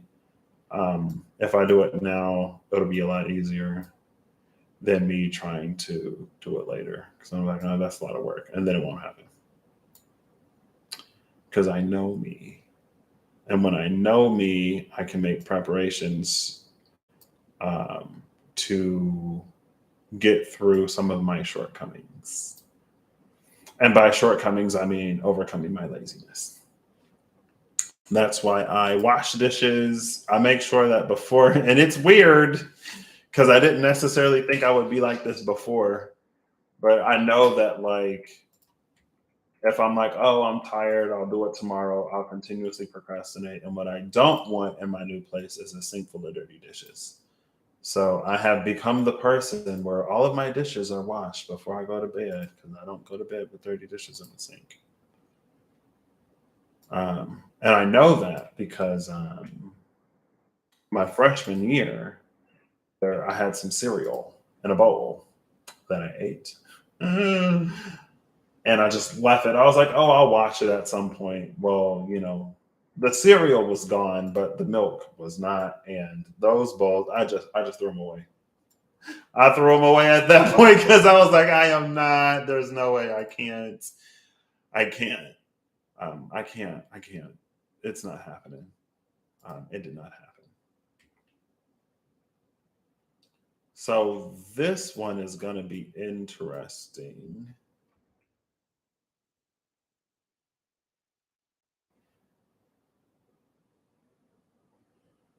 I'm going to put it in order, but um, it feels like this one felt like it was going into the other room. Now, that could just be because it's a part of the spiral that I can't read yet or that I'm not reading right now. Um, or it could be accurate to, whatever. I did too much.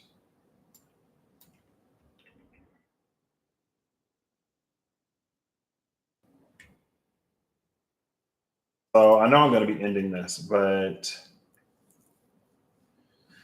um, oh, it kept the colors.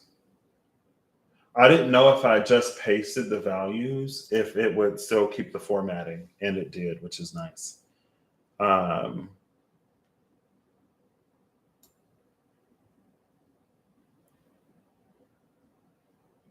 I am going to make this a little easier on the eye by doing all borders. I want to make these bold over here. So these are the different steps. This is the 1 through 11. So in the CC11, so again, I went from A to CC. You can see it from A. This is it broken into the 11 chunks. So the first rung, the staff, we have the 4 of swords. Why is this like this? I think I can just merge and center these two. Oh, that's why, because I need this to be left aligned. So we have the, 1 second. I don't want to cut anything off. So the first rung, we have, there we go. With the staff, it's A, L, W, A, H, A, S, B, D, and B, O. But we have the 4 of swords, the 2 of cups, the chariot, the wheel of fortune, the page of wands, the king of wands, destiny, and masculine, feminine. The second one was the holy mountain with the 10 of cups, 8 of swords, 9 of wands. I was going to read through it. I'm not going to read through it. I'm not going to read through it. It's fine. So I'm going to post the picture of how I originally did it. So this one goes from A to Z, from AA to AZ, from BA to BZ, and then CA to CC, because CC is where we stop. Also, you'll get to see what card was at the bottom of the deck. I'll also insert another. I kind of wanted to put what decks I use in here, but that's fine. Maybe I'll just do it here.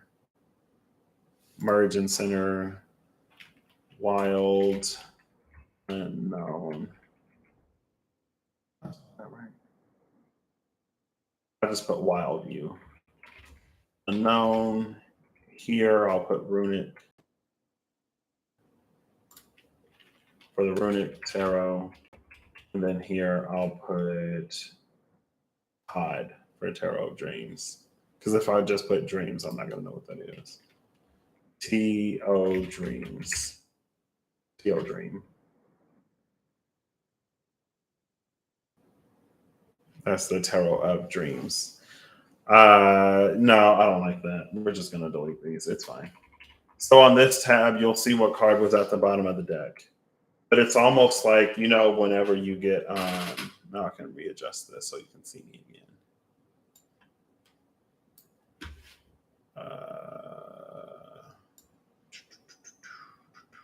Boom. There we go.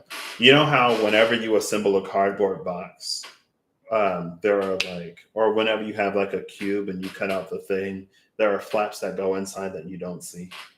So the cards at the bottom of the deck are essentially the flaps that go inside that you don't see when you actually assemble it into the spiral. Why is this here? There's this empty column. Oh, no, because it only merged and centered. Okay. I was like, why do I have this empty column?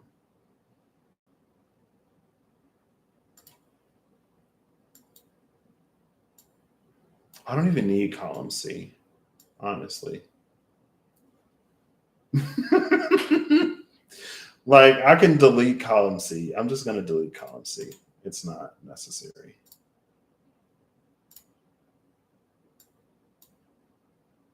You see that? After I deleted column C, now there's a new column C. Yeah. There we go. So the original to the carbon copy, it just happened. So wait, is the video skipping? Oh, wait, are you sorry? Okay, never mind. I was like, so over here, it's like when you assemble pretty sure this should not have a feel. When you assemble the spiral, you lose the flaps. So you don't see what cards were at the bottom of the deck, which is like, it's not that big of a deal, but it feels appropriate. So over here, like again, those like the Ace of Pentacles brings us into this, and then the Five of Wands brings us. The Five of Wands helps the Four of Swords transition into knowledge, like the Ace of Pentacles transitions the Ace of Cups to the Seven of Swords in whatever way. Emotions. Oh my gosh, man, I didn't catch that either. So emotions is what bridges the masculine, feminine into a unity of the lovers. But in the quantum tarot, it doesn't say the lover, so I just put VI because it says 6. Also, it's like at this third rung, it's emotion that brings us into a unity. Whereas below that, emotion could be the thing that keeps the masculine and the feminine apart. Like men and women, masculine and feminine is like oil and water. One doesn't understand the other, or it's because of all these differences that, whatever. But yeah, so now after 3 and almost a half hours, I'm going to, and then this one is good. I don't think I'll need this one. I don't know if I'll break this up for the picture. I think I will, because it'll be easier to post a square. Let's see, 1, 2, 3. What's this here? Yeah, I'm going to do the rest of the cleaning up off screen. So again, thank you all for being here. I hope you have an amazing whatever you see this. I hope you're acting in alignment to make all that you wish to experience your reality. Y'all see me often enough. The E for emotions. What? Wow. There's Holly with the synchronicities that I miss. The E for emotion. I'm in the wrong tab. It's over here. Boom. Every 8 comes with emotions today. And here's the 8 of, yeah, that's what helps us also balance this 8 of air. Because sometimes the thing that helps, and I'm not going to say I'm going to be the last person, but I will not be the first person to be like, oh, like, whenever you're making a rational decision, discard your emotions or whatever. Don't take it personally, blah, blah, blah. That ain't me. I got too much water in my chart. I'm too emotional of a person to accept that. But there are times it's balance, everything in balance. Sometimes emotion is important when making a logical choice and decision. Have you heard of Solomon? Just kidding. But anyway, yeah, all of this is probably just going to sit here. I'm going to let it marinate. I'm going to let it stew. I will post this. I don't have too much more to do before it's ready, before I'm satisfied with it. So expected within probably an hour of this closing to at least be on the community board, and then I'll post it to the Google Drive later. So that way, if you want to do the same thing with decks that you have, you'll be able to go in and just delete the cards. Like you'll be able to do one of these where you can delete that and you can delete all of this. Okay, did I merge all of those? Oh no, you can delete all of this. You can delete all of this. I guess I could also provide, no, I'm not doing that. I was going to say, not everyone is technologically savvy. So I will do it. I'll do it where I delete all the cards that I got. And then if you want to just type in the cards that you get, you can do that. Not saying that you have to, obviously, but just to provide that option. If you choose to, then it'll be there for you too. So yeah. This was daunting at first. It required a lot of preparation on the back end and even some figuring out in the flow of actually using it. But by the end of it, I'm satisfied, and I feel like whatever needed to be communicated was communicated. I also invite you to take spirit with you in your daily life. Not saying that you don't. And not saying that everything has to mean something, and not saying that you have to approach it like Patrick, where you're just going about your day like, oh, that's interesting. But sometimes things just catch your attention. Sometimes things catch my, let me speak for me. Sometimes things catch my attention, and I'm like, if it works, it works. If something comes through, it comes through. If not, then not.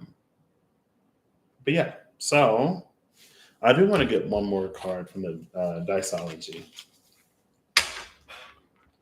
One more person on the CC. There's no limit to the CC. You can CC as many people as you want. But in conclusion, who flipped over? Who was it? So it was the 6 of diamonds. I was like, it'd be funny if it were that card. The 6 of diamonds isn't the leaf caught in an eddy. Oh, look, we have a 8 at the bottom and then a 7-6. So the 8 of spades, rearrangement and coagulation, seeing the truth of the self, distorted creations abound.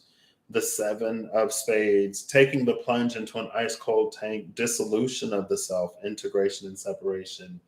And then the 6 of diamonds, a single blade cuts through the tempest, calming the winds, a dislodged hunk of cheese. I am going to, or not, find my leaf caught in an eddy. I think it's the second line. It's fine. I'm going to go. I'm already this far. It's fine. Just because I started it doesn't mean I have to finish it, especially if it doesn't feel like it's meant to be finished. So once more, again from the top, thank you all for being here. This was a much more pleasant experience than I had feared. I hope you're acting in alignment to make all that you wish to experience your reality. I hope that whatever you need along your path, journey, and way you find, I hope that whatever rearrangement you may be doing in your life to better shift into whatever direction you may be shifting into, or to better feed, satiate, substantiate whatever you're already doing. Oh, I can get it. No, that's fine. I hope that that you find it and it goes smoothly, and that you don't have to deal too much with. I just hope it's as smooth of a process as it can be. And I also hope you a lot of compassion for yourself and a lot of grace for yourself. And if you are approaching that third rung, not that we can't be everywhere all at once. Like we exist on a spectrum. There can be parts of our life where we're already tier 3 out the door, already at Holly's house. And there can be other parts of our lives where we're struggling to get on the thing to make it up without hitting a corner as we're trying to round a part of the spiral. Right. It's not all or nothing. But I already forgot what I was about to say. Oh, I hope you compassion for yourself as you maybe hit a part of the spiral as you're moving, and as maybe you're on your last, you could be on your way out. Like you could have already hit clearance, but on this side, and now you just have to move out. I just hope you have compassion for where you were at the time that you were there before. And I also hope that you give your space to realize that you're not the same person that you used to be. Like that's not, like the spiral isn't created to be, and it's at the top of the video, because there are other things that it's a vertical solution to a horizontal problem. And if you look down and you're like, I'm at the same horizontal as I was at this other whatever, but it's like, but you're at a different vertical. So I guess if you want to compare, if you have to, use a vertical comparison. I'm higher on the wall. I'm higher against the mountain. I'm higher on the tree. I'm higher on the totem pole than I was when I was at this exact same position. Because here, oh, now we're getting into whatever.